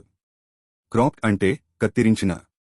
ఉదా ఆమెకు చిన్నగా కత్తిరించిన జుట్టు ఉంది. షైనీ అంటే మెరిసే. ఉదా ఆమె జుట్టు ఆరోగ్యంగా మరియు మెరిసేలా ఉంది. పోనీటెయిల్ అంటే పోనీటైల్. ఉదా ఆమె తన జుట్టును ఒక పోనీటైల్గా కట్టుకుంది. పిగ్టెయిల్స్ అంటే పిగ్టెయిల్స్. ఉదా ఆ చిన్నారికి 2 పిగ్టెయిల్స్ ఉన్నాయి. థిక్ అంటే మందమైన. ఉదా అతనికి మందమైన నల్లటి జుట్టు ఉంది. ఫోల్ అంటే నిండు. ఉదా ఆమె జుట్టు నిండుగా మరియు ఊగుతూ ఉంది. లస్ట్రాస్ అంటే మెరిసే. ఉదా ఆమె జుట్టు మెరిసే మరియు ఆరోగ్యకరమైనదిగా కనిపిస్తుంది. బుషీ అంటే పొదల. ఉదా అతనికి పొదలాంటి గడ్డం మరియు మీసం ఉన్నాయి. కోర్స్ అంటే గరుకు. ఉదా అతని జుట్టు గరుకుగా మరియు నిర్వహించడం కష్టం. వైరీ అంటే కఠినమైన. ఉదా ఆమె జుట్టు కఠినమైనది మరియు వైర్ లాగా ఉంటుంది. ఫైన్ అంటే మెత్తటి. ఉదా ఆమెకు మెత్తటి పట్టులాంటి జుట్టు ఉంది. బోల్డ్ అంటే బట్టతల. ఉదా అతను పూర్తిగా బట్టతల. రిసీడింగ్ అంటే వెనక్కి జారుతున్న. ఉదా అతని జుట్టు వెనక్కి జారుతోంది, అతని నుదురు పెద్దవుతోంది. డైడ్ అంటే రంగు వేసిన. ఉదా ఆమె తన జుట్టుకు ఎరుపు రంగు వేసుకుంది. ఈ జాబితా జుట్టును వర్ణించడానికి ఉపయోగించే కొన్ని సాధారణ పదాలను అందిస్తుంది. ఒక వ్యక్తి యొక్క జుట్టును వివరించడానికి రంగు, ఆకృతి, పొడవు మరియు శైలి వంటి అనేక ఇతర పదాలను కూడా ఉపయోగించవచ్చు. గడ్డం, బియర్డ్. ఈ జాబితాలోని పదాలు గడ్డం యొక్క రూపాన్ని మరియు శైలిని వర్ణించడానికి ఉపయోగించే వివిధ విశేషణాలను అందిస్తుంది. గడ్డం యొక్క రూపాన్ని వివరించే విశేషణాలు. బుషీ అంటే పొదలా చాలా మందంగా మరియు నిండుగా పెరిగిన గడ్డం. ఉదాహరణ అతని పొదలాంటి గడ్డం అతని ముఖంలో సగభాగాన్ని కప్పేసింది. బ్రిస్లీ అంటే బిరుసుగా గట్టిగా మరియు ముళ్లలా ఉండే గడ్డం. ఉదాహరణ అతని బిరుసు గడ్డం ముద్దు పెట్టుకోవడానికి కష్టంగా ఉంది. స్క్రాచీ అంటే గీతలు పడేలా గరుకుగా మరియు గీతలు పడేలా ఉండే గడ్డం. ఉదాహరణ అతని గీతలు పడేలా ఉండే గడ్డం ఆమె బుగ్గను తాకినప్పుడు ఆమెకు చికాకు కలిగించింది. అన్షేవన్ అంటే క్షౌరం చేయని చాలా రోజులుగా క్షౌరం చేయని గడ్డం. ఉదాహరణ అతని క్షౌరం చేయని గడ్డం అతనికి అస్తవ్యస్తంగా కనిపించేలా చేసింది. షాగీ అంటే అస్తవ్యస్తంగా పొడవుగా, చిందరవందరగా మరియు అస్తవ్యస్తంగా పెరిగిన గడ్డం. ఉదాహరణ అతని అస్తవ్యస్తమైన గడ్డం అతనికి ఒక అడవి మనిషి రూపాన్ని ఇచ్చింది. విస్కర్డ్ అంటే మీసాలతో మీసాలు కలిగి ఉండటం. ఉదాహరణ అతని మీసాలతో ఉన్న ముఖం అతనికి పరిణతి చెందిన రూపాన్ని ఇచ్చింది. బియర్డ్లెస్ అంటే గడ్డం లేని ముఖం.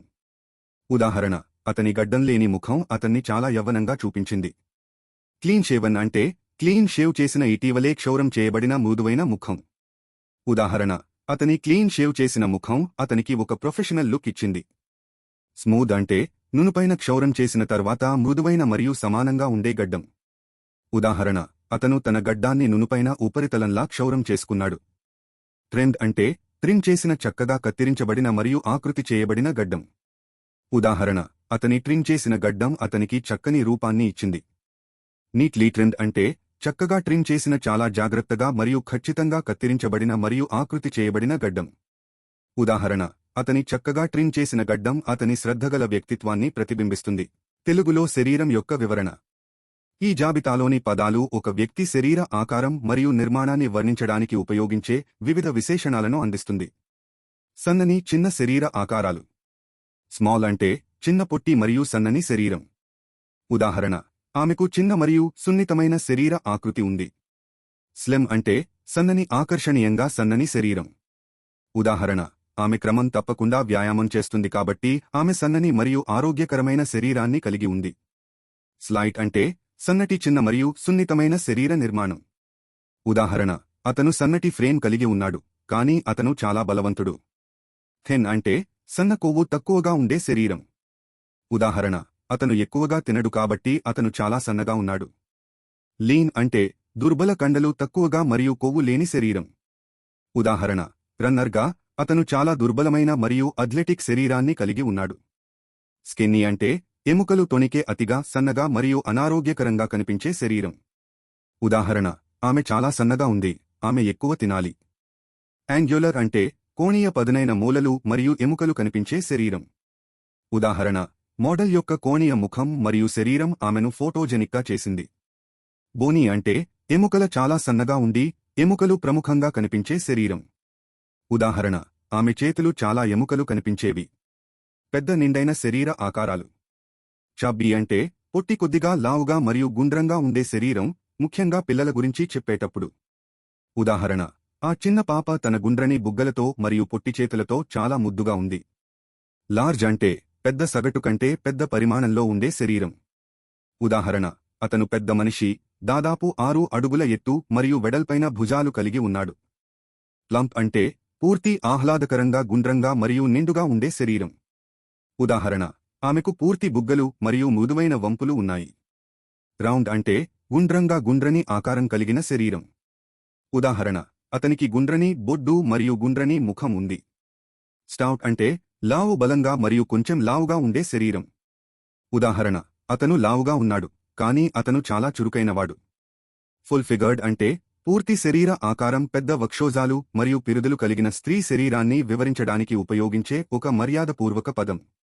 ఉదాహరణ: ఆమె ఒక అందమైన, పూర్తి శరీర ఆకారం గల స్త్రీ. యాంపుల్ అంటే విశాలమైన పెద్ద లేదా సమృద్ధిగా ఉండే శరీర భాగాలను వివరించడానికి ఉపయోగించబడుతుంది. ఉదాహరణ: ఆమెకు విశాలమైన నడుము మరియు పెద్ద వక్షోజాలు ఉన్నాయి. ఇతర శరీర లక్షణాలు. బ్రాడ్ షోల్డర్డ్ అంటే విశాలమైన భుజాలు వెడల్పైన భుజాలు కలిగిన. ఉదాహరణ: అతను ఒక విశాలమైన భుజాలు కలిగిన అథ్లెటిక్ వ్యక్తి. సాలిడ్ అంటే ఘన బలంగా మరియు బాగా నిర్మించిన శరీరం. ఉదాహరణ: అతని సంవత్సరాల శిక్షణ అతనికి దృఢమైన మరియు కండరాల శరీరాన్ని ఇచ్చింది. మస్క్యులర్ అంటే కండలు బాగా అభివృద్ధి చెందిన కండరాలు కలిగిన శరీరం. ఉదాహరణ: బాడీ బిల్డర్ యొక్క కండరాల శరీరం సంవత్సరాల కఠినమైన శిక్షణకు నిదర్శనం. గమనిక: ఈ జాబితాలోని కొన్ని పదాలు వ్యక్తిగత అభిప్రాయం లేదా సాంస్కృతిక అవగాహన ఆధారంగా సానుకూలంగా లేదా ప్రతికూలంగా పరిగణించబడవచ్చు. భంగిమలు అంటే పాశ్చర్. తెలుగు వివరణ. చర్యలను వర్ణించడానికి ఈ క్రింది క్రియలను ఉపయోగించవచ్చు. స్టాండ్ అంటే నిలబడు నిటారుగా, కాళ్లపై శరీర బరువును సమతుల్యం చేసుకుని ఉండటం. ఉదాహరణ: ఆమె తలుపు వద్ద నిశ్శబ్దంగా నిలబడి ఉంది. సెట్ అంటే కూర్చో కటివంచి, తొడలపై లేదా కుర్చీపై శరీర బరువును ఆనించి ఉండటం. ఉదాహరణ: అతను కుర్చీలో హాయిగా కూర్చున్నాడు. స్లౌచ్ అంటే వంగి ఉండు, వెన్నెముకను వంచి, భుజాలు ముందుకు వంగి, సోమరిగా కూర్చోవడం లేదా నిలబడటం. ఉదాహరణ: ఆమె తన డెస్క్ వద్ద వంగి కూర్చుని పనిచేస్తోంది. ఫ్లాప్ అంటే పడవేయు అలసటతో లేదా నిరాశతో ఆకస్మికంగా కూర్చోవడం లేదా పడుకోవడం. ఉదాహరణ: అతను సోఫాలో అలసిపోయి పడవేశాడు. లీన్ అంటే వంగు మద్దతు కోసం లేదా సమతుల్యత కోసం శరీరాన్ని ఒక వైపుకు వంచడం. ఉదాహరణ: ఆమె గోడకు వంగి నిలబడి ఉంది. రిక్లైన్ అంటే వెనక్కి వాలి విశ్రాంతి తీసుకునే భంగిమలో వెనక్కి వాలి ఉండటం. ఉదాహరణ: అతను తన కుర్చీలో వెనక్కి వాలి కళ్ళు మూసుకున్నాడు. రెస్ట్ అంటే విశ్రాంతి తీసుకోవడం లేదా నిద్రపోవడం. ఉదాహరణ: పిల్లి వెచ్చని ఎండలో విశ్రాంతి తీసుకుంటోంది. స్ట్రెచ్ అంటే సాగదీయు, కండరాలను సాగదీయడానికి లేదా శరీరాన్ని పొడిగించడానికి చేతులు లేదా కాళ్లను చాచు. ఉదాహరణ: ఉదయం లేవగానే ఆమె తన శరీరాన్ని సాగదీసింది. స్ప్రాల్ అంటే నిటారుగా పడుకో, చేతులు మరియు కాళ్లు చాచి సోమరిగా పడుకోవడం. ఉదాహరణ: అతను తన మంచం మీద నిటారుగా పడుకుని పుస్తకం చదువుతున్నాడు. కర్లాప్ అంటే గుండ్రంగా వంకర, చిన్న ప్రదేశంలో వంకరగా లేదా గుండ్రంగా పడుకోవడం. ఉదాహరణ: ఆమె సోఫాలో గుండ్రంగా వంకరలు తిరుగుతూ ఒక సినిమా చూస్తోంది. ఆర్చ్ అంటే వంగు, వెన్నెముకను వెనుకకు వంచడం. ఉదాహరణ: నృత్యకారిణి తన వీపును అందంగా వంచింది. స్టూప్ అంటే కుంగిపోవు, వయస్సు లేదా అలసట కారణంగా భుజాలు మరియు వెనుక వంగి ఉండటం. ఉదాహరణ: వృద్ధుడు తన కర్ర సహాయంతో నెమ్మదిగా కుంగి నడుస్తున్నాడు. బెండ్ అంటే వంగు, నడుము వద్ద లేదా మోకాళ్ల వద్ద శరీరాన్ని వంచడం. ఉదాహరణ: ఆమె నేలపై పడి ఉన్న పుస్తకాన్ని తీయడానికి వంగింది. హంచ్ అంటే కుంచించుకుపోవు, భుజాలు గుండ్రంగా మరియు తల ముందుకు వంగి ఉండటం. ఉదాహరణ: అతను చలికి వణుకుతూ కుంచించుకుపోయాడు. వాక్ అంటే నడక, ఒక పాదం ముందు మరొక పాదం వేస్తూ కదలడం. ఉదాహరణ, వారు పార్కులో నెమ్మదిగా నడుస్తున్నారు. జాగ్ అంటే జాగ్ చేయు నడక కంటే వేగంగా కానీ పరుగు కంటే నెమ్మదిగా. ఉదాహరణ, అతను ప్రతి ఉదయం బీచ్లో జాగ్ చేస్తాడు. ఈ క్రియలను ఉపయోగించి ఒక వ్యక్తి యొక్క భంగిమ మరియు చర్యలను మరింత స్పష్టంగా మరియు సజీవంగా వర్ణించవచ్చు. ఈ వీడియోతో అబ్రహం లింకన్స్ లెటర్ లెసన్ ని పూర్తి చేసుకున్నాం. మరో వీడియోలో రెండోవని చెప్పుకుందాం. మరో వీడియోతో మళ్ళీ కలుద్దాం. Thank you.